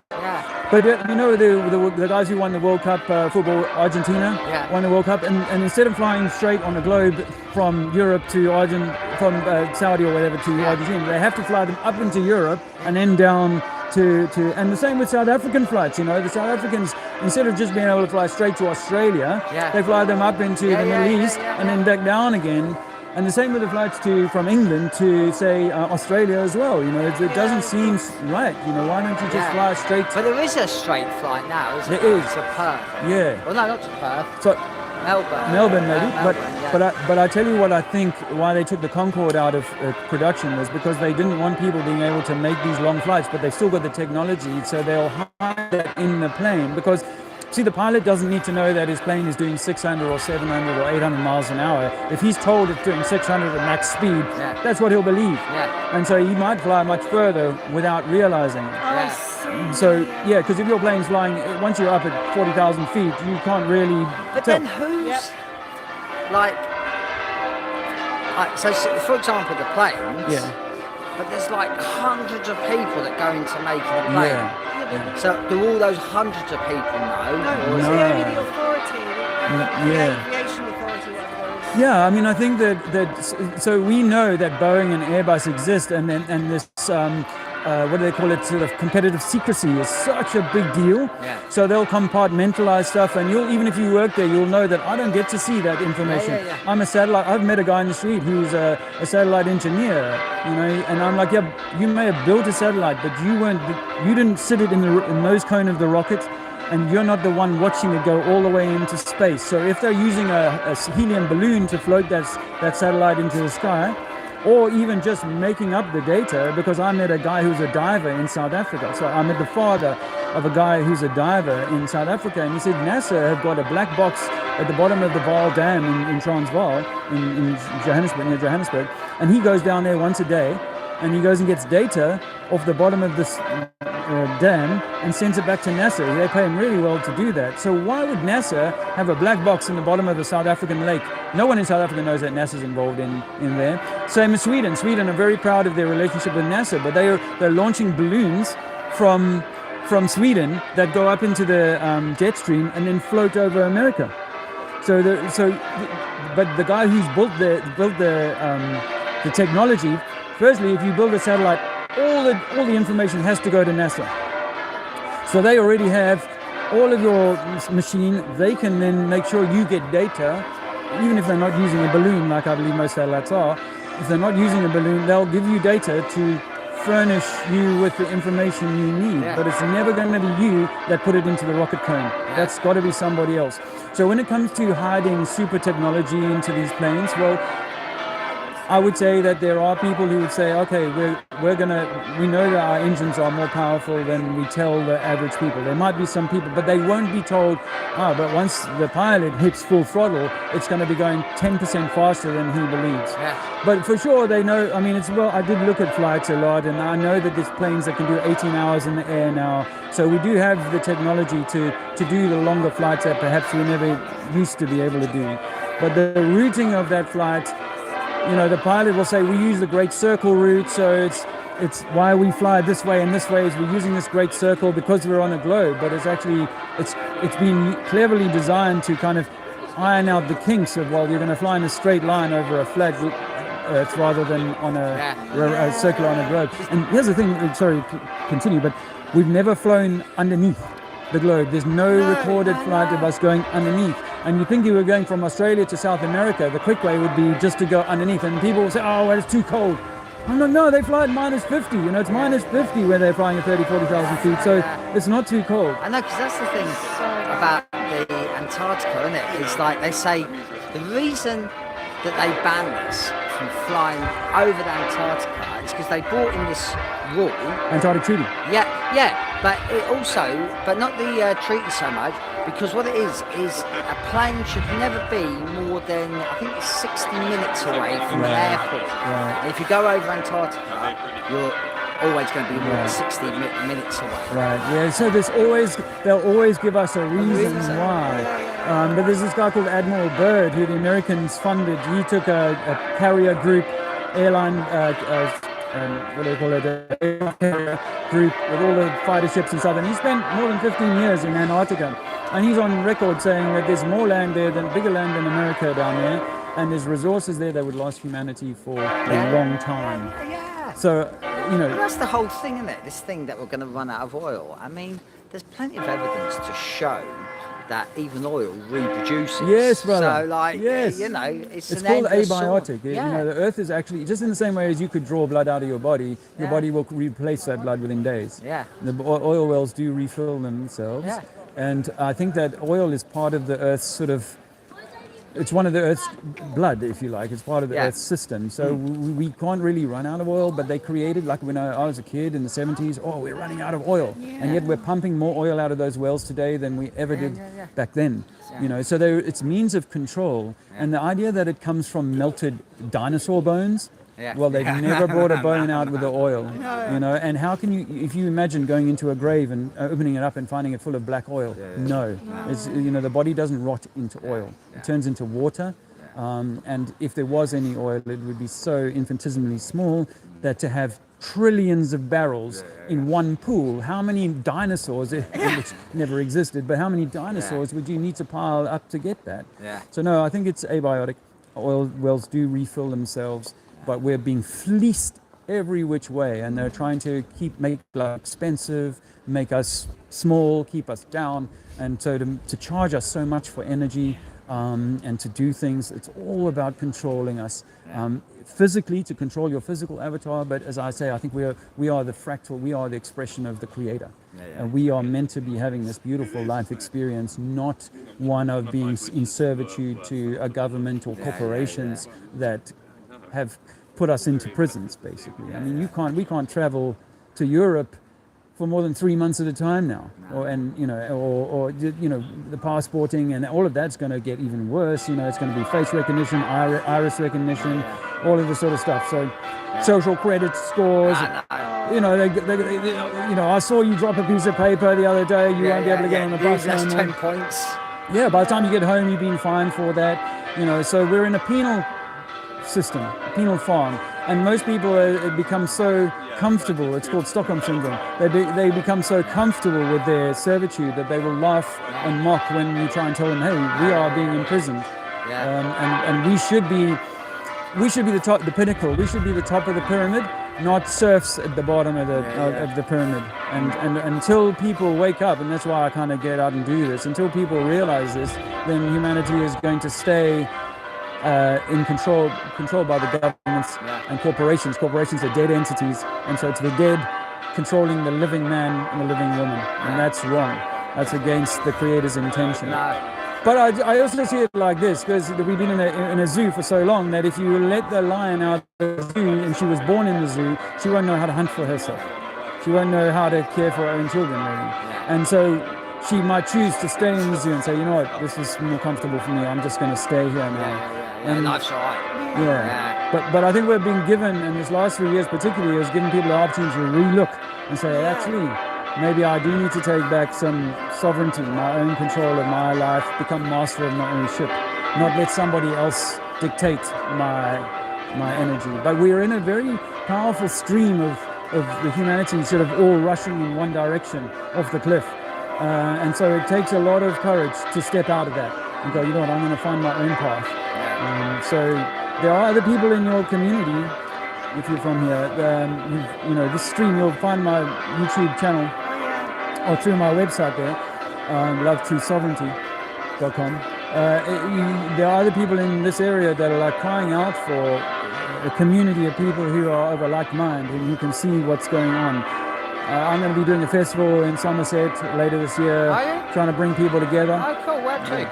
I haven't got a venue yet. Only 2 days ago it came to me that I have to do this. I had a birthday, my 55th birthday on Thursday last, and some of the biggest names in the Flat Earth community came together to just give me a little bit of a nod and say, hey, we love what you do and we're supporting you and stuff, and it's given me the interest to put together a festival. I did one exactly a year ago this week in South Africa, a smaller affair, but I want to do more to bring people together, people, so that you know that it's not that fringe, it's not that nuts to go, hang on a minute, we've been fed a whole lot of nonsense by the government. The thing is that's why I approach it, because we say it to people we know, well, you should look into it. Yeah. You should look into it. Like, don't listen to me. Yes. Just research a little bit. But the only thing I find with the Flat Earth Society, is like, I find that sometimes they don't come across well. And other people present it better. Yes. You present it very well. But You are, you've come across him for it, Yeah. And I don't agree with everything he says, but he's done a lot of good for... Yeah. Liverpool Cathedral I went to go and look at that, specifically because the mud flood, and he looked into that, and that there was Tartaria and previous civilizations who could build like this, because we can't build like this. People make all sorts of excuses. We don't care. They try and tell us that this was built with men and chisels. And donkeys and carts, and about 500 people lived in the town, and they all put together and made all of this now. And they've got ceilings about 20 foot high for tiny men who are much smaller than we are today, right? No. So Ioannon has been really good for people kind of finding that. Yeah, he seems to have changed his little channel. Changed his tune a bit now. Right. Some certain things. Yeah, so some say it was always intended as a disinfo, that he was going to discredit what we do. But let me just clarify that Flat Earth Society is a government controlled thing. Well, we know, you know that. So, but and of course, when people leave this belief of the heliocentric system, or when they have it challenged, they need certainty, and they say, well, if it's not that, then tell me what it is. And if you can't tell me what it is, then I'm not going to challenge my belief system. Same with any of the religious guys. If you say, no, I don't think Jesus walked on water. What do you mean he didn't walk on water? Kind of thing. Anyway, so I feel like there is intended if the system's so clever, and if it's been doing all of this, creating all of these lies, deceptions, then it always knew that this awakening was going to happen, and it was going to try and steer that and muddy the water of what it might be, and get us arguing with each other about what it might be, when maybe we're never meant to know. Maybe we don't get to know that, but know that we are the spark of whatever creator is sent, created this place, however it was created. So these are interesting subjects. I love it. In fact, in my stream today, I've got some of the biggest names in Tartaria and the mud flood community and the Mandela effect community. Because we're all becoming friends around this truth. But the first the sort of awakening is that it's the same with the last 3 years of the corona, is that there's so many sort of arguments about, even when you realize that they're misleading us, there's so many arguments within that body of people saying it's the germ theory, the terrain theory, it's this, it's that. It was a Wuhan leak. It was, all of this sort of stuff is designed to kind of muddy the water and rather go, no, hold on a minute. You never came to me and said what would be the acceptable point at which you would lock me down. You never asked me that. You never got my permission to say that, yes, if 10 people out of 100 or 5 people out of 100 are falling over, then we'll agree to do something strange like that, right? We were never asked. And people have forgotten that you never gave the government permission to lock you down in the first instance. But they took it and then they muddied the water. Yeah. And they muddied the water so that people do not, and no government official will ever do that. I went to the ONS, the Office of National Statistics, within 6 months of the start of all of this, and I looked at the data of the deaths and I was like, no. That's what I done. How you can't. To be honest, when they released the average death, the age of the average death, and it was greater than the age of the average life, I just went, this is bollocks, absolute bollocks, and I'm not playing with any part of it, and I'll go out and walk the street and drive. We didn't participate in it. Just couldn't I've never even done a participate. test. Good for you. Do you know, I've got a cousin of mine, a couple of weeks ago, 39 years old, went to bed and died. Right, fully vaccinated. Wow. Yeah, fully vaccinated. Died suddenly. Died suddenly, just like the programme. Yeah, and he went to bed and he was fully vaccinated. He was a bit overweight, so what they put on his death certificate, he had a chest infection, a swollen heart, and obesity. It weren't obesity. I've had a chest infection before. It's never given me a swollen heart. Yeah. Lots of fat guys, 39. Yeah. Do not he literally still play just football. went to bed and died. And do you know what? This is what I was talking to another friend of mine. And do you know what the scary thing is you couldn't even approach his parents to say to them, I this think could you might be get the vaccine. Yeah. You couldn't even mention it because it would just they wouldn't. For starters, they'd probably take to get out of the house. Yeah. Not because they're in that way inclined. It's just because don't try and tell. We've got the report. We've got the report. That's what it was. Yeah. And We're seeing a lot of that. I spoke to a guy in Durban, South Africa, a year and a half ago, and he was a coroner. 11 deaths in 1 week from the needle, and 2 had died within minutes from the needle. I try not to say certain keywords because I lost my last channel. Oh, okay, They ripped me down. I had a much bigger, 3 times larger than it is now channel, and they ripped it away from me because I was talking about this in South Africa. No, I know, so it's crazy. You know that. I had a man come here earlier on, 2 hours ago, angry because a lady was talking to me about she exactly sees what you see and has had the same experience as the people around her all of a sudden falling over.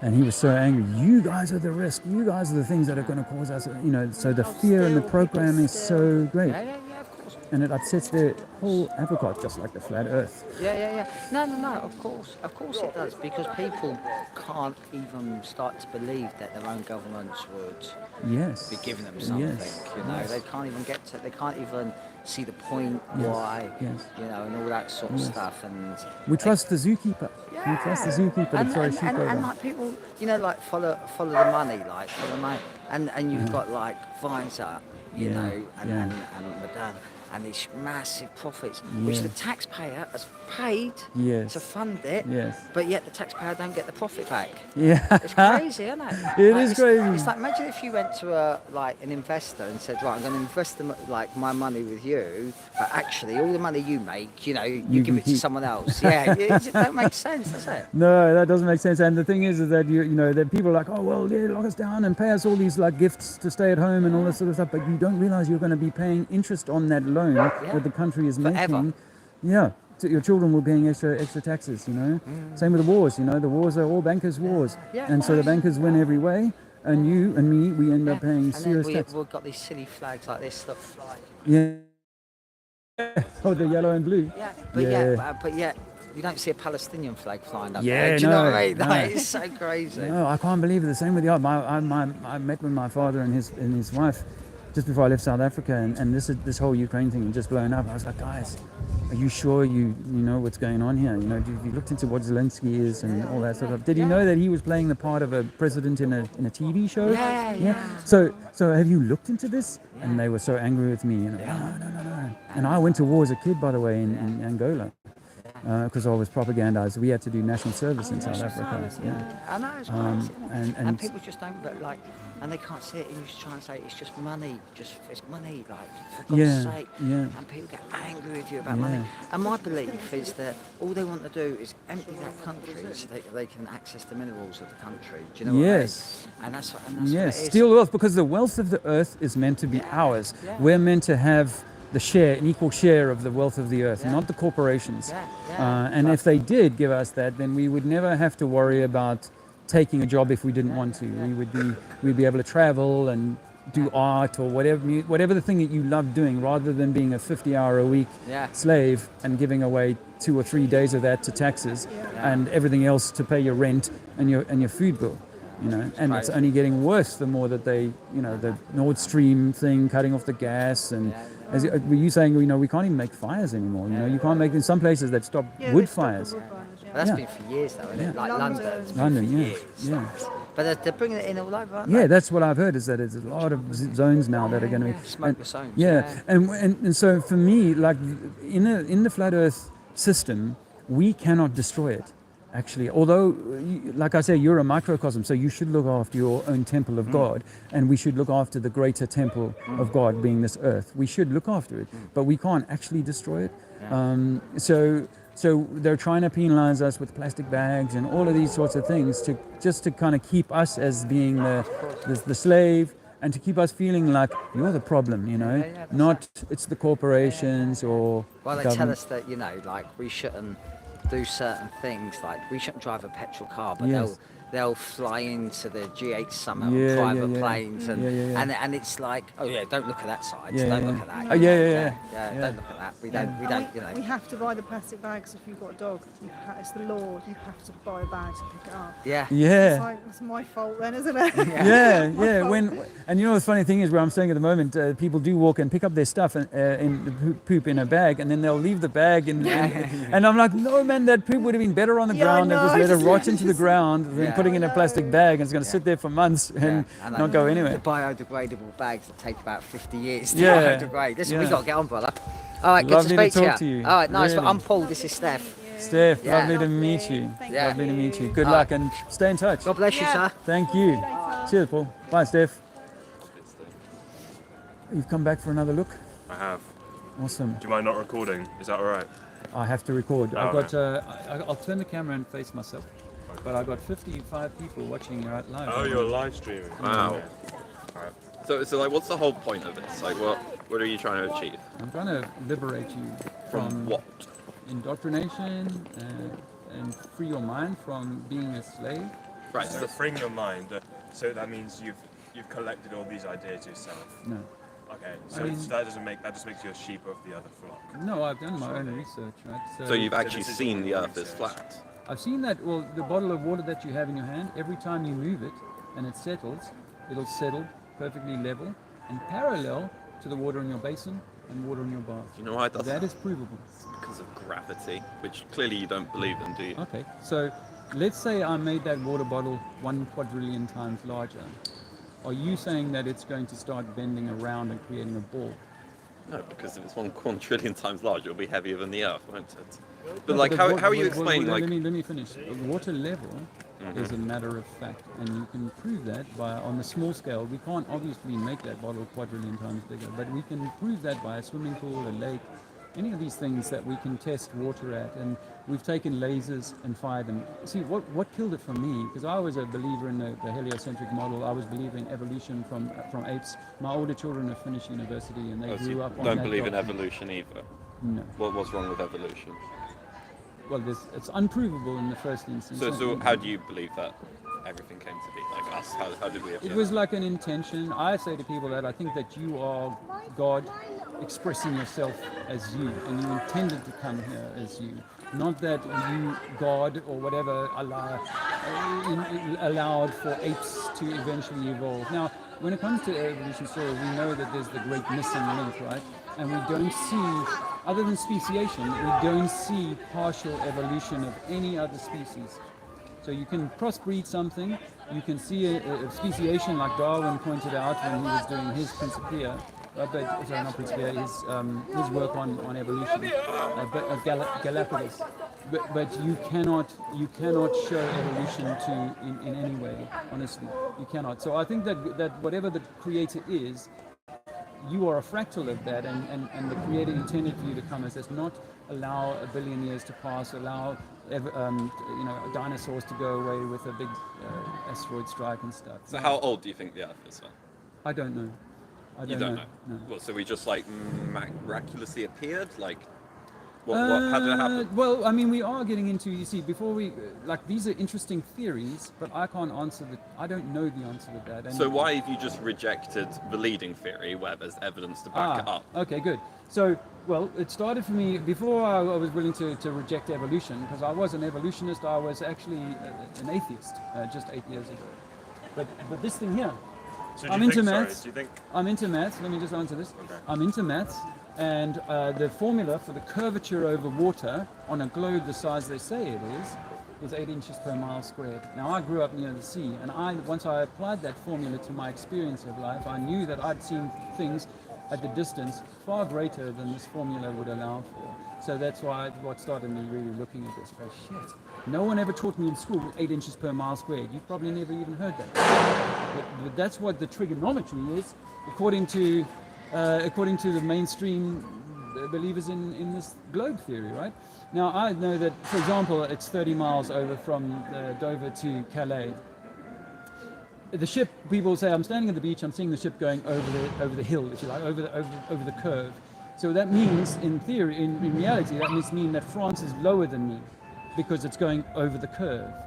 So when I get to France, the ship should therefore have to come back up. But it doesn't, because if I was standing on the beach in France and I was watching the ship go down, it would appear to be going again down a curve. And what goes down must come back up. It can't both ways be going down. Yeah, but it's not going down, it's following the curvature. Following the curvature, all right. Exactly. So, but is it not having to follow the curvature back up? No, because there's no force pulling it down, because the force is pulling it towards the center. And that force is still exactly the same if you're that side of the Earth. It's pulling you there. If you're that side of the Earth, it's pulling you there. You don't go up or down the curve of the Earth. You go up or down perpendicular. So is Africa on the side of the globe, or is it on the top as well? It doesn't matter if you define it's a sphere. Like, you don't have not the a circle. top. A circle is just a circle. You know exactly what he means. But I get the sphere. I think it's important to be accurate when we're scientific. We need to be accurate. Okay, well, this doesn't look very scientific, like, at all. I mean, like, even this diagram, so the Earth is just, a flat plane? No, I don't. I know. I say that the Earth is probably a sphere, but we live inside of it, not on the outside. So why have you got that diagram showing us a flat Well, it's a plane? very simple way of trying to for people to understand how the sun and the moon might work. Now, this flyer was made up by a friend of mine What's years ago. causing the sun and the moon to spin around? Well, before we get into the high school stuff, we need to move through the junior school stuff. You see.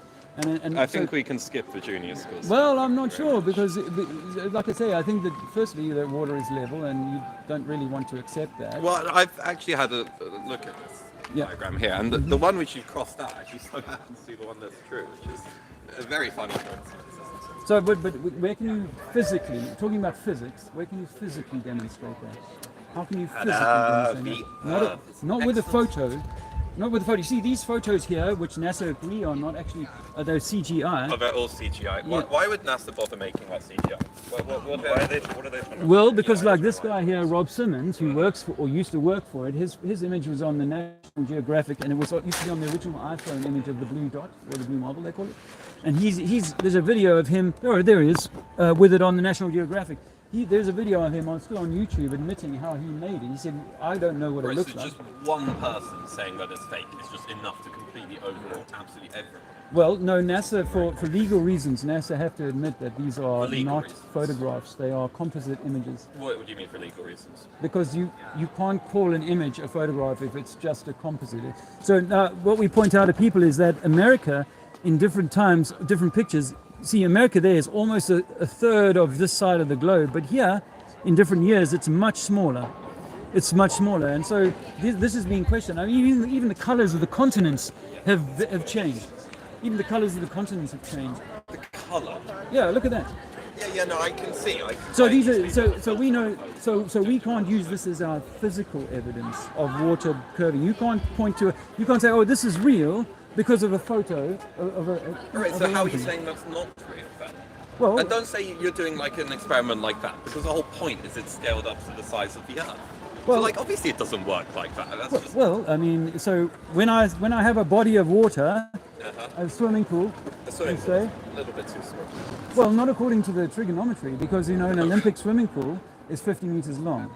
Yeah? That's not long enough. The Earth is... Well, no, it's not. Well, 8 inches per mile squared. I've done the math on that. And it should have a quarter inch of a hump in the middle of this 50-meter swimming pool, according to the maths that we're given. Okay, well, I don't know what maths this is. No, well, this is spherical trigonometry for a sphere with 3,000. Now, I'm asking you not to believe me. I'm asking you, if you want to, go and do your own research. Okay, I'm not going to go doing... These are photographs, right? This photograph here is a perfectly level horizon. And as we go up in altitude, this is at 150,000 feet. All we see is super level. When I was a kid, 10 years old, I went on a flight from South Africa to England, and the pilot allowed me to sit in the cockpit for about half an hour. And all I saw... because you're not high up enough. Yeah. Neil deGrasse Tyson, well, there's lots of people on the globe believe side will say, no, I've seen it from a plane. Neil deGrasse Tyson says even at 100,000 feet, you're not high enough to see it. So we can't see it. If we can't see it, and I've never seen this happening. I know surface tension on the side. So you're saying that because you can't see it, it's not real? Well, can you see atoms? Measure? No. So they may not be real either. So you don't think atoms are real? Well, let's not get too far off into the weeds. But I would say that if we can't measure it, you see, good science has an observation. But we can measure it. There have been loads of experiments to show that. But you said you didn't know the measurement. Well, no, I don't know whatever you've written here. Okay, no, I haven't written this. This is the mainstream science. This is what they're triggering. I don't agree with this, by the way. I think this is nonsense. So you don't agree with this? So No. Well, because this is this is to say to people, this is what you believe, is that it's... I am not saying I believe it, because I don't know what this is saying. Look here, I'm not just going to... 30 miles, you've got... Yeah, but where's that table come from? Well, that's the thing, is that I don't know where you've got any of this stuff from, so I can't say I believe in whatever your by-trick formula drop. I can't say I believe that. Yeah, well, this is spherical trigonometry. Yeah, but when you're saying this is mainstream stuff, I have no proof that this is mainstream. You could have just made this up. I have absolutely no idea. I would have no interest in lying to you. That's not my intent. Okay, and I'll fire that back at you. Why would pretty much every single scientist bother lying to you about the Earth being round? Are you a Christian? No. Why would priests lie to us about their religion? Right, but it's not the same because... Of course it's the same. It's a belief system that you have to either have faith in or not. And so I'm not a Muslim, I'm not a Christian. But there are billions of people on Earth who believe what the preacher is telling them on a Sunday. Yes, but there's a very significant difference in the two. Because the whole point of science is in trying to figure out what the truth of things and how things actually work. Yes. Yes. So why do you think all of those people would bother lying? What do they have to I don't know. I don't think they're lying. I don't think the preacher. You don't think they're lying? No, I don't think the preacher is lying. No, I mean the scientists. If the preacher was going to bed at night going, I've just lied to 1,000 people in my church today, I don't believe that. He absolutely believes what he's preaching, and so does the scientist. So what I say is good science is observation first, hypothesis, and then measuring. And if you cannot, by measurement, validate your hypothesis, you have to go back and look again. Except these have all been measured and validated, which is kind of a problem in what you're doing. We've never measured curvature over water, and as Einstein said, there's no earthbound, let me finish, as Einstein said, there's no earthbound experiment that will prove that we are spinning, that can show we are spinning. And in the late 1800s, the interferometer experiments that were done by the best scientists, French and British scientists of the world, they could not find that the Earth is spinning. They could not find a way of showing that it's the Earth that's spinning. And the conclusion has to be, perhaps it's the lights that are moving overhead, it's the sun that's rising. So there's a guy called George Airy. He was the royal astronomer royal back in the mid-1800s. And he did an experiment which is now coined Airy's failure. And what he did was he filled a telescope with water, and he said this experiment is either going to determine that it's the Earth moving or the stars that are moving. And it seemed to show that it was the stars and not the Earth, so they buried it, and they called it Airy's failure. So there's... So the Earth's completely stationary in space?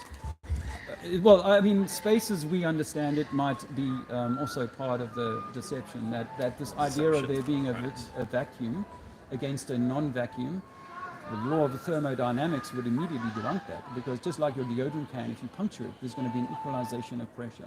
And so if we've got this theory of gravity because the ball or the pencil falls on the floor, that says that. So why do you think a pencil falls when you drop it? Because it's more dense than the environment.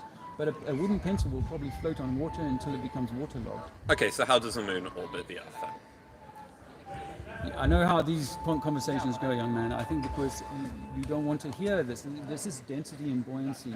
Yes. The pencil dropped. I just answered what that gravity is that the pencil fell to the floor. But but the problem is whatever I say to that, you're just going to continue saying even that. if you want to call that gravity, the idea that then means that ships are flying or sailing underneath the ball, and people are walking what would be upside down for us in Australia, that cannot be substantiated just because the pencil fell down. Now, so I offer you buoyancy and density as a way of explaining what we call gravity. Think about it like this, right? Yeah, no, Does now hot I'm... air rise? Does hot air rise? Yes. Yes. So if I was in Africa on the side of a ball, why doesn't the hot air rise up and coalesce at the North Pole? It's gravity. The whole atmosphere is held in. So, but the whole but the problem is, the hot air was not held by gravity. You agreed that hot air rises, so gravity is not constraining it. It's completely different, okay, because there are other forces involved with it. If you stick everything in a vacuum, then we don't have your buoyancy problem, do we? You agree, you've got a ball in a vacuum, where's the buoyancy? Well, okay, we've never really done a vacuum. We have, no, I'm sorry, we have done loads of experiments in vacuum. So if you're holding a feather in the middle of a vacuum, where's the buoyancy Is that Cox guy? You're thinking about Brian Cox? I mean, there are let me tell you. please, can you answer my question first? Answer my question first. Okay, go on then. Hello, boys. You've got a feather in a vacuum. Yeah. What forces is it experiencing? Well, I think that it still has a buoyancy or density ratio From what? within that. Okay, but what's the force? I'm not giving it any force. I'm just saying that it's heavier than. Okay, the so if you're not giving it, so if you're not, but what environment? Because it's uniform around it. So what forces are acting on that feather when it's placed in a vacuum? There's no. Well, I don't think that there's a force. So other than no forces on it. Wait, no. How did the feather? Let's say it's at 2 meters high and you're going to release it, right? How did the feather get to be 2 meters high? Well, you raise it up against gravity. Well, you can say against gravity, but you gave it force by lifting it. But what do you mean gave it force? What's giving it the force? That's what I'm asking you. You gave it force. By what? What's it being held as? When I'm holding something up here, what force has that got? Well, are your muscles not applying force to it? What's keeping it up? Okay, that's the problem, is that you're saying I'm giving it force. Yeah, you're holding it up. What force does this now have? Well, depends on the weight of it. Weight, okay, but what's weight? Yeah. Can you tell me what weight is? Well, weight is the density. Weight is not density. Weight is whatever something weighs in an environment. Look, its mass will vary depending on the environment. Yeah, so gravity. The football will land on the pool of water and it will float there. Okay. Once I push it under the water, it's going to be doing everything it can to be getting back up. Now I want to. Now I know obviously what you're repeating back to me is the stuff that we were all taught in school. I was taught this stuff. Yeah, because here's the thing about the vacuum chamber that they've used is that they've never put a man in a spacesuit in a vacuum chamber. Now, don't you think that if you were going into outer space, you would want to test your suit in that environment? I have no idea how NASA tests their suits, and I'm not going to bother arguing that with you. Okay, but it's a killer, though. Don't you think? Like, if we're going into space. Yeah, but I can't tell if what you're saying is true for that. I know, but what I'm I can offering you things to go and look for yourself. You say, oh, yeah, but that guy today, he was saying that we've never been in a vacuum chamber in a spacesuit. Well, let me tell you that it's a 10 to the minus 6 tall, the vacuum chamber, and it needs to have 8-foot thick walls so that it doesn't crunch in. Then we go to a 10 to the minus 27 tall, 24 tall space vacuum that they say, and we don't bother testing the suit to make sure that it's impervious and that. Yeah, it's a thing. I'm not going to bother saying that. 2015, NASA astronaut. No, but what you might be saying here could be just complete rubbish, which you might not be. I'm not going to say that. Okay, but so on your idea of gravity again, if the Earth was twice as massive, how much would you weigh? Would you weigh the same amount? Yes.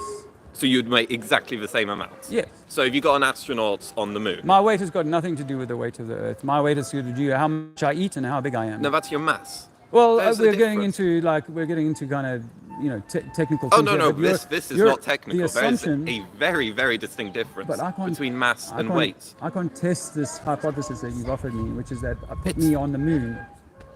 I can't go onto the moon if we could. Oh yeah, no, okay, you can't go onto the moon. So that means anything you can't what test. you've just suggested is that this force that's pulling me down is something to do with the mass of the body that I'm standing on. Yes. I would suggest And to you you, just don't like that. honestly, I would say that if we filled this place with water, we'd float. Okay. What? well, if we filled wells up with water, wouldn't we be buoyant in that water? Yes. We just float Do you know up? why we'd be buoyant? No, because there's the force from the water, which is stronger than the force from gravity. It's called. Why do you like? It's because we are less dense than the water we're displacing. Right. You walk into a vacuum chamber. Are you going to start floating up in the air? No. Why not? Because I'm still heavy. You're still heavy, but what forces are you experiencing? There's no buoyant force on you, so why would you be experiencing a force at all? Well, because I'm in this atmosphere. Did you know? No. But you're in a vacuum chamber, so you're not in an atmosphere. It doesn't matter where you grew up. Well, let me give you this. I grew up in Durban in South Africa. It doesn't matter where you grew up. You can drive. This is a matter of fact. We were taught this in school. Is that you go up to Johannesburg, which is a mile above sea level, and you will lose weight. It's Why? So insignificant. Why? Because actually there's less of a column of weight above you. I believe that this is partly, we're in thinner air, so we float less well. We become heavier because we're in a lighter medium, which is why we float in water, because it's a denser medium. But you still haven't answered the question which I answered right at the beginning. I need some water. Go on. I'm listening. Yeah. What forces is it experiencing? It's only going to experience the force. Like I said, there's no wind, there's nothing blowing it around. Complete vacuum. But once again, I'll say to you is that just like this bottle, if I lift it up, the further I lift this bottle up, and the fuller it is, the greater the force. Okay, so when the feathers landed, when the feathers on the floor, what forces are it? What's it experiencing? What forces? No force. No force. No, because if it was experiencing a force, then a leaf would fall to the floor, and that force would continue pulling it so that the leaf became flat. Okay, and then it would crush the leaf down, okay, right? and then when you lift it up a bit. Yeah, I lift it up. So I'm anti-gravity in this equation, right? So I'm doing against gravity. I'm doing the lifting. Against gravity. I thought this whole thing is that gravity doesn't exist. Well, we're talking about this idea of gravity. No, but in your model, you're lifting it up against what? Yeah, gravity is just a buoyancy and density. Things either float because they are lighter than air, like a helium balloon. Have you ever let go of a helium balloon, like one of those birthday balloons? Up it'll go, yeah? And that's what happens. It just keeps going up until it gets to its medium buoyancy, and it'll... And if you've ever in school done a test tube experiment with like dishwashing liquid, oil, water, all of them will settle at their own natural buoyancy. So the heaviest thing will go to the bottom, and then the lightest thing will go to the top. And then you can drop different things in there, like a pea or a piece of wood or some foam, and some of those things will drop down until they reach their level at which they become buoyant. So things are either buoyant or dense. But I know obviously gravity is something that your teacher wants you to believe in, that these things, your experiment works, is that you have to lift the but what are you lifting it up against? In a vacuum, what are you lifting up against in your model? It's natural weight. If the Earth is flat, then you'd be able to see all the way to the other side of the Earth. But this, why? Because why? How? What? Do you have Superman's vision? Nah. You have limits to your vision. Yeah, except the reason that there's the horizon is because it's the Earth curving round. Because if it was flat, otherwise you'd be able to see all the way. Okay. So like I was saying to this older schoolboy here, is that you've got a formula for the curvature. You've got a formula for the curvature, but we can't measure that. So if it was going out, you see, what people have done with a powerful camera is they've seen a ship go over the horizon and then zoom back into that ship, and the whole ship will come back in, even though it went over the horizon, so-called over the horizon. So like I say, do you know this theory that what goes down must come up? If the ship was going down to France or down to America, it would have to come back up again to get back up. That's how it works. That's just natural laws of life. Water always flows downhill until it reaches a cup or a container or a lake. There it will dam, and that dam will be level. And then once the dam is full, it will spill over and keep running downhill to the next level. If it spills over, then that would mean that this diagram here is actually wrong. Which one? Because if it goes over, then it would go in that kind of ways. No, okay, so if I fill this I fill this container up, you're smart enough to know that it will overflow and it'll just run downhill. Yeah, and so it would curve over, it would go higher. Oh, it would roll over, but you know what surface tension is?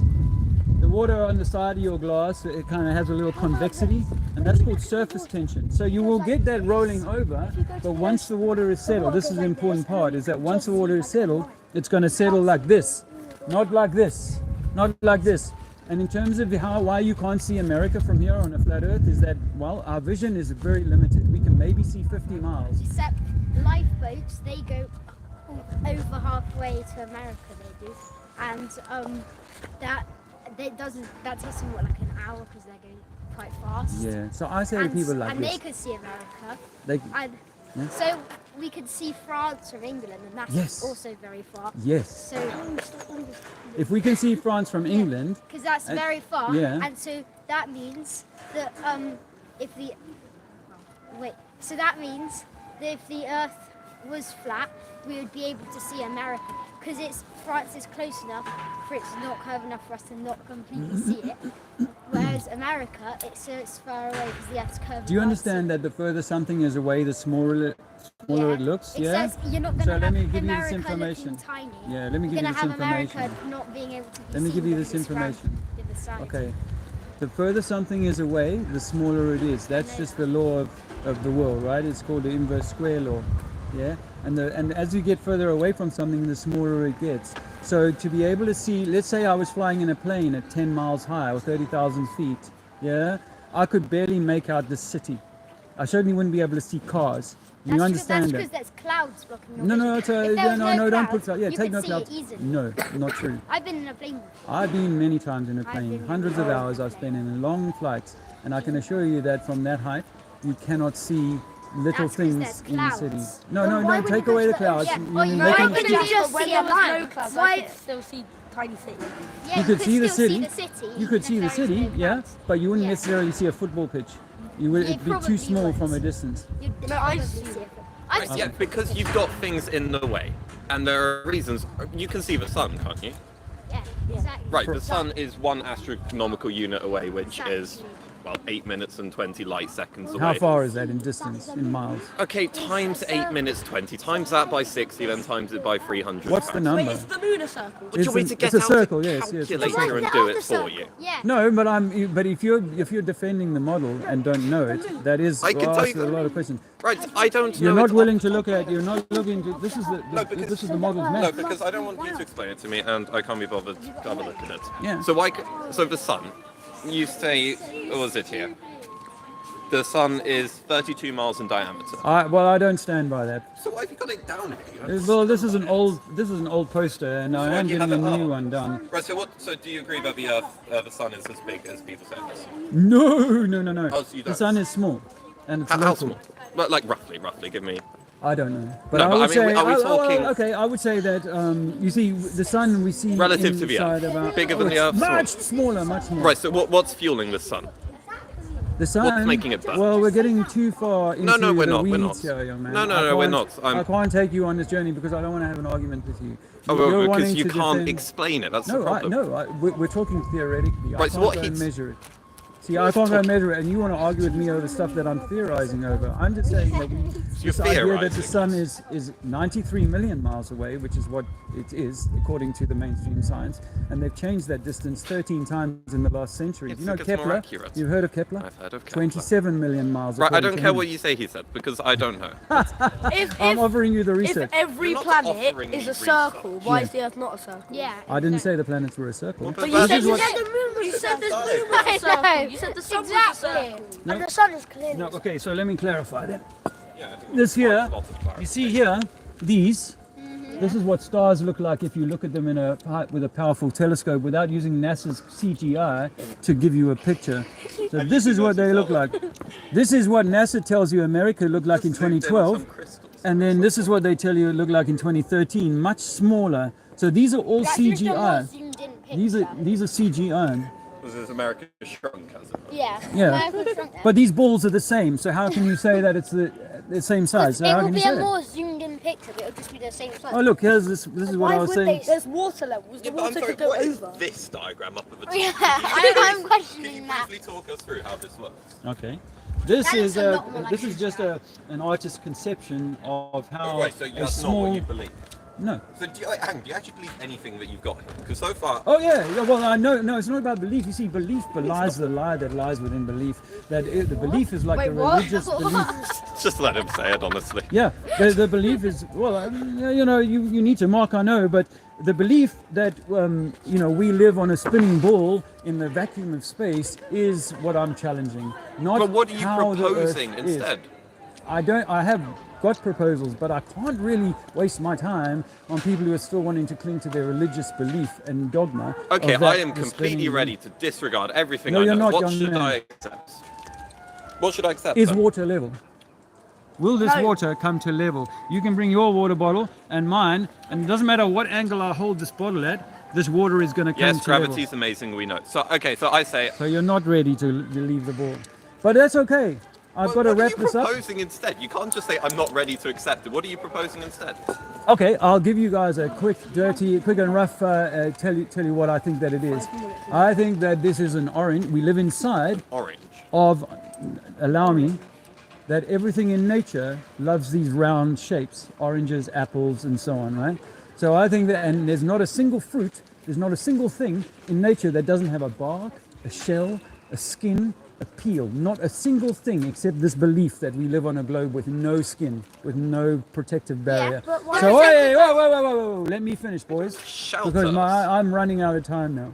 Now, let me. So I'm just giving you so you can take this back to your school teacher and say, I met this crazy guy on Sunday who said that the Earth is flat, but it's not that the Earth is flat. That we live inside of a electromagnetic torus, inside of a ball, and we live on a plane within that. If you take an apple when you get home tonight, and you take an apple from its stem to its butt, and you cut it down like that, and let it fall open, the seeds on the inside are our continents.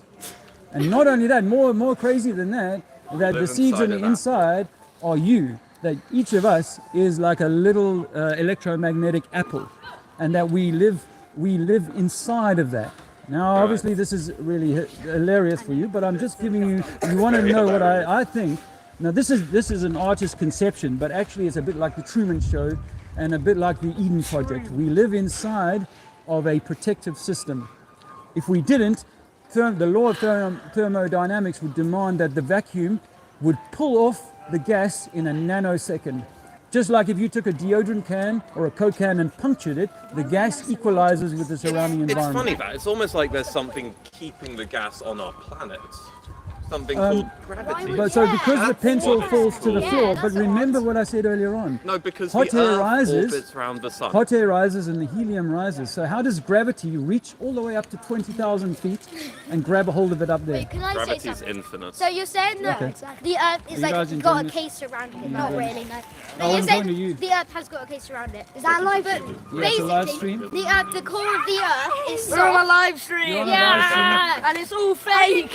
yeah, a fake And live stream. There's 55 Basically, people here who are watching it at the Well, moment. well, 55. you should log off. You would 55. You should log off because it's 55, yeah, I turned 55. 55 But basically- 2 days ago, so that's a good number. I like it. Yeah, one follower for each year. But as I was saying, so the center of the Earth, like is soft, and so the so-called peel is the Earth and the continents and the ocean. Well, yeah. I mean, you think about the fruit. The example of the fruit. Take the orange. You cut it open. The only hard bit on the inside. The only hard bit on the inside is the seeds. Everything else is watery. Yeah, just like you. Yeah, exactly. The skins. I'm missing the connection of how we're living in an I don't need to. But you know, it Yeah, doesn't exactly. matter that you The don't. inside is soft. The inside, like the flesh of the orange, is soft, like the core of the Earth, and then the peel is hard, like the sand at the bottom of the oceans and or the continents. Yeah, so Yeah. we say that there must be like a barrier, just like Yeah, a the barrier orange with your peel. There has to be a barrier that's protecting the roof, and there has to be some kind of barrier underneath. Now, we've never drilled more than 7 or 8 miles into the Earth, so we don't know about the core. There's hole that goes over 30 miles. No, not true. Exactly. Not true. That But is true. 30 miles, let's say it was. True. But How is it not true? I'll How tell is you it just not so true? you can Sorry, go and YouTube. check this How back is it not yourself. YouTube means everything. Because you're There's a mine called the Kola Deep in Russia, and it's 7.5 miles deep. You can go and check this for yourself. What is the deepest mine on Earth? It's that in 7.5 Russia, miles. the Russians, they did do a hole that they drilled. Like how they do oil drilling. Yeah. And they drilled a lot deeper than 7 miles. Okay, well, I also, now you mentioned oil, I couldn't help overhearing you saying oil gets replenished by the Earth. Correct. Yeah, how on earth are you doing that? I'm not doing it. Earth is doing it. Same way as your body is replenishing blood when you bleed out. You will replenish your blood. I don't care what my body's doing. How is the Earth replenishing oil? Because it's just the same as water. It's kind of like one of these processes that the Earth. What process? Can you tell me what the process is? I can't, but so I do you can know how say, oil forms? Well, I was taught that it came from dinosaur bones. It doesn't come from dinosaur bones. You clearly weren't taught very well. Where does it come from? You tell me that. Right, so it comes from vegetation. They die. That gets compacted under heat and pressure. Oil starts to form. That's why you don't get oil forming in. And can you point me to an experiment where this is happening? I can actually. It's happening probably a few kilometers under here. Oh, so but you've not actually done this experiment or seen it yourself? You're No, just going to want me to believe Do you have something an that oil I drilling can't see? plant? Do you have an oil drilling plant? No, I don't. Exactly. So how is the oil getting formed? Can you tell me? Yeah, how it's the getting same way. formed? Well, how is blood being formed in your body? Right, so oil's getting formed the same way as blood. Yes. By like mitosis, cell division. So there's cell division happening in the Earth. Well, these processes are kind of natural. No. Is there cell division happening? The Earth in is the a Earth? living thing. What do you mean it's a living thing? It's not a living. Well, I'm just telling you what I believe. Yeah. And I have spoken to oil people who say yes, our wells refill themselves in the same way as water wells refill themselves. Oil wells refill themselves, and we can go back 10 years later and it's full again. Right. So how's it getting full again? Yeah, how is I it? already explained. No, you haven't explained. The You Earth is said. living, and you don't want to hear that. The Earth is living. No, and but it's how's it? What's the creating- process? What's the process? The process. Yes. How is the oil getting? Okay. The Earth is living. How is the Earth metabolizing oil? Any people In the same way your body makes, because you see, It's it's a same micro and process. macro. Yeah, it's a micro and macro. watching the street. I have 2 questions. It's micro Do and you believe in macro. God? I believe that. you believe in God? there is a creator. Yeah. I can't wait to see. Well, you this can say God. You could say mitosis. Allah. I think that Allah is like arm, leg, arm, head. You are God, Yeah, but actually. what happens when you get to You are the God expressing what yourself happens as when you small get to you. the Are in edge English, of the from world? Yeah, exactly. Have you heard of the Antarctic Treaty? No. Okay, that prevents all of us from going to the so-called edge. No, it doesn't. But- No, the Antarctic Treaty stops like governments going in there for drilling for oil to preserve the natural place. You can still go to Antarctica. So you think that these oil companies that are And only you, interested in profit- and you think it's illegal to go to Antarctica, It's where my illegal. grandma's on holiday right now? Yeah. Well, you know what? With the way that works is that you can go on tours to Antarctica. But they don't actually take you to But Antarctica. They take you to somewhere else and lie to you. Well, if I- that There we makes go. sense. If I that visited makes this, sense. if I took you on a tour to Wales, would you say, "Oh, I visited Europe just because I visited Wales"? What your grandma is doing is she's going onto a little ice floe, and she's able to walk around and maybe No, I'm do a still little in tour. Europe, even though I'm in Wales. I'm Yeah, still but in you've not, Europe. but you've So how not, does that work you've with not the been poles, to then? Italy. How does that work with the poles? How are we getting a magnetic field then? Because we can tell exactly where the South Pole is, so we know if we're at the South Pole. Bye, boys. Good Please luck. don't poison any other. Viewers, please leave. Please leave and tell no one See, of the this indoctrination fake. is complete already for these children. Yeah. Nah, Anyway, we still boys, believe have a in good gravity in life. the world. Yeah, Have a you good too, life, you and too. keep that mind as open as it is, eh? And next time they tell you to put the face mask on. Unsubscribe. Unsubscribe. Whoa. How about that? We've had such a lot of interesting and good conversations today. And then, of course, these children show how effective watching Disney and all of this stuff is. I know that would have been a little bit triggering for you guys. It was a little bit triggering for me to have these little brats carrying on like that. But it's part of the game, you know, it's part of how it is. I'm busy undoing my banner at the moment because it is getting quiet and time to make my way home. I've had a really good day here. A really good day. But yeah, I mean, it just shows you how the sneering and the we know and we're not going to question anything. We're just going to mock and not allow you to kind of give us any information. We're just going to throw it. Oh, I don't want to know that we haven't been in a vacuum chamber. We probably have. I haven't looked. I don't want to know that we haven't, done all sorts of things. But I'm not going to look, and I'm not going to let you tell me that we haven't, because I don't want to look. So that was the yin and the yang, because I've had some brilliant conversations today, and I really appreciate you guys. Where I set up, I knew that the birds have been shitting in the tree here, and so my flyers are going to need a little bit of wash. But as you can see there, gravity has pulled this bird shit to the floor. Now, you didn't want to hear me about the feather, right? I mean, I'm not the best when it comes to some of these weight and mass things, because I'll be honest, by the time I was looking at that stuff, I was like, oh, you know what, I've seen enough. I don't need to. I wasn't planning to become a science teacher of these things. So the mass and the weight and all of that, I keep it simple. How that works. I may not have given the best answer. Some of you guys are like, no, this is what you should say. That's fair enough. But the feather thing is like, for me, it's a no-brainer. Like, if you lift something up, it's gonna do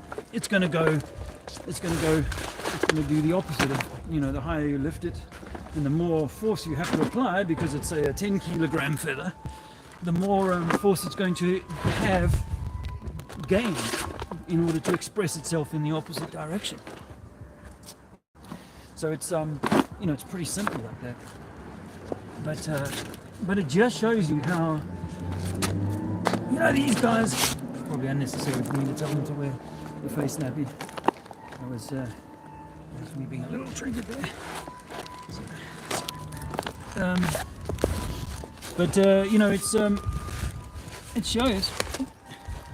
It shows how the washing of the brain is. 1 second. I will have a chat with you guys on my way out. I've got to walk a little way to the car. Sit back. Getting a bit cold. I'm probably underdressed for today.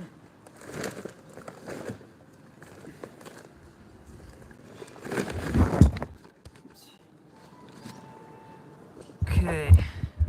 Be with you in a second.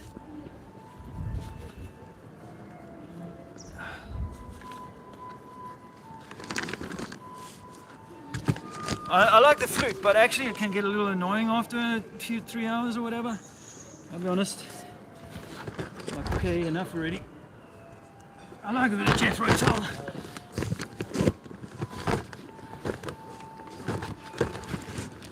Okay, where's my water? Oh, there it is.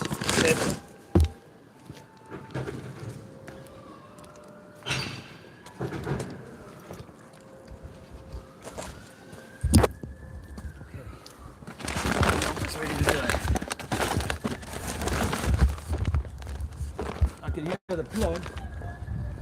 the plot. I saw them earlier actually. Come by, I have a little sniff.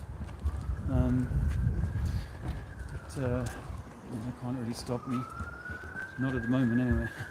They may try and change that. Much love, Mr. My eyesight is not perfect. Is that Mr. Trump?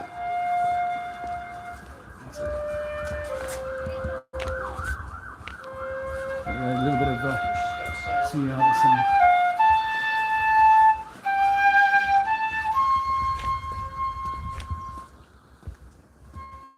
I once was lost, but now am found.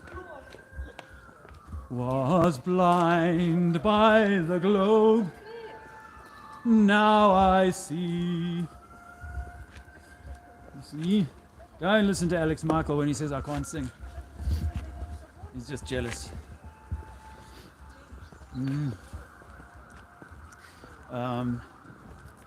Unconditional love, yes. I must be tired. Oh, I'm all right, actually. What, Nora? Is that 3 hours 27 or 2 hours 22? I can't see. I assume. Perfect song, yes. Yes, actually. I'll show you this again if you didn't see it earlier in the stream. This is the Wales Cathedral here. Built by simple people. Piety and love for something. It's pretty impressive.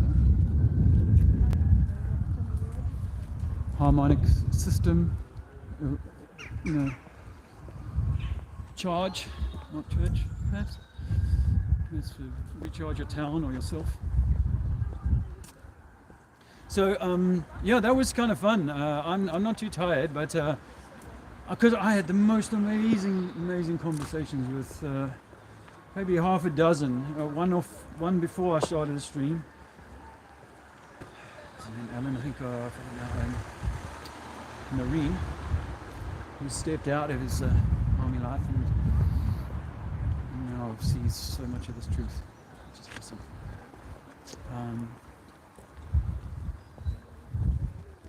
Ron Bostonbeer, hey, how you going? Got to go with love to help change people. If you bring force, they just close up. Force is only needed to defend yourself and family. Also, I kind of should have, that's why I started wrapping up with those kids. It's like, this is never going to go anywhere positive. They're just going to, why this? And you're partway through answering, then why that? Check out this clock. Quite pretty. So, I can zoom in on that just to give you guys a little bit of a insight there.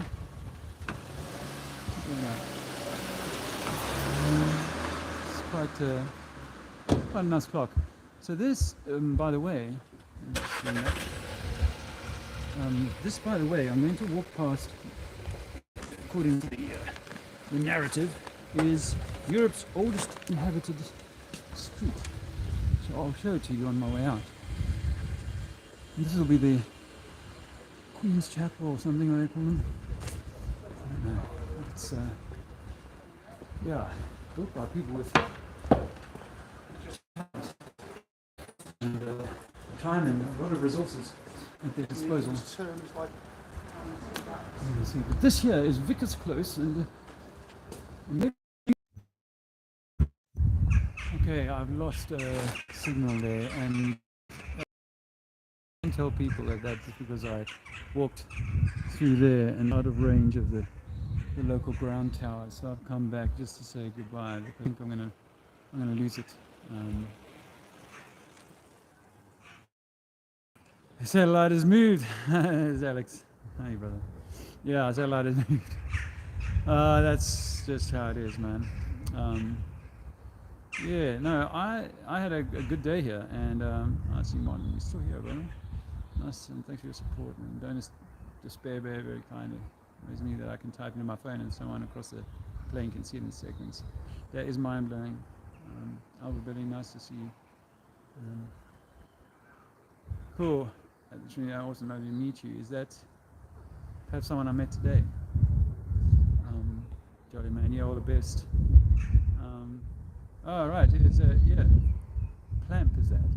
I assume someone I met today. Yeah, what a building, eh? And a city that's never had more than 11,000 inhabitants would put this up. I just want to say, I don't want to stand here and go back to over the chat. I'm losing viewers faster than a satellite signal. Thank you so much for supporting me today, and thank you so much for your support on Thursday for my birthday. Martin, I would like to again get involved at some point with your Flat Earthers Got Challenge. That was fun. And as Andrea mentioned earlier, we're we're talking to some people about doing a Flat Earth event, Truther event in England later this year.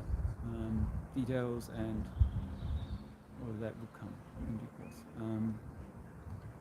But yeah, I've been in Wales. This has been Wales, and it's been fantastic to have the support I've had today in the chat. I appreciate that. I've met some incredibly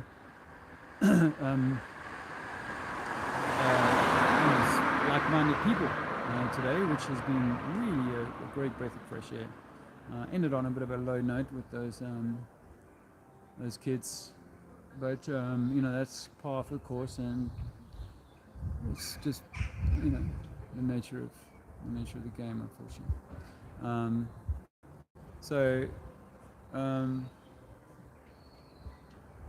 Thank you.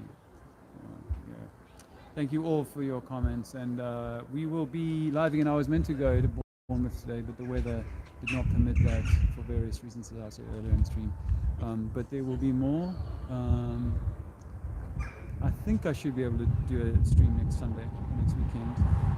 But we'll see how everything plays out. There's definitely a lot more to come, and as I said earlier in the stream, we've got some exciting stuff coming up in April. I won't just have to listen to me.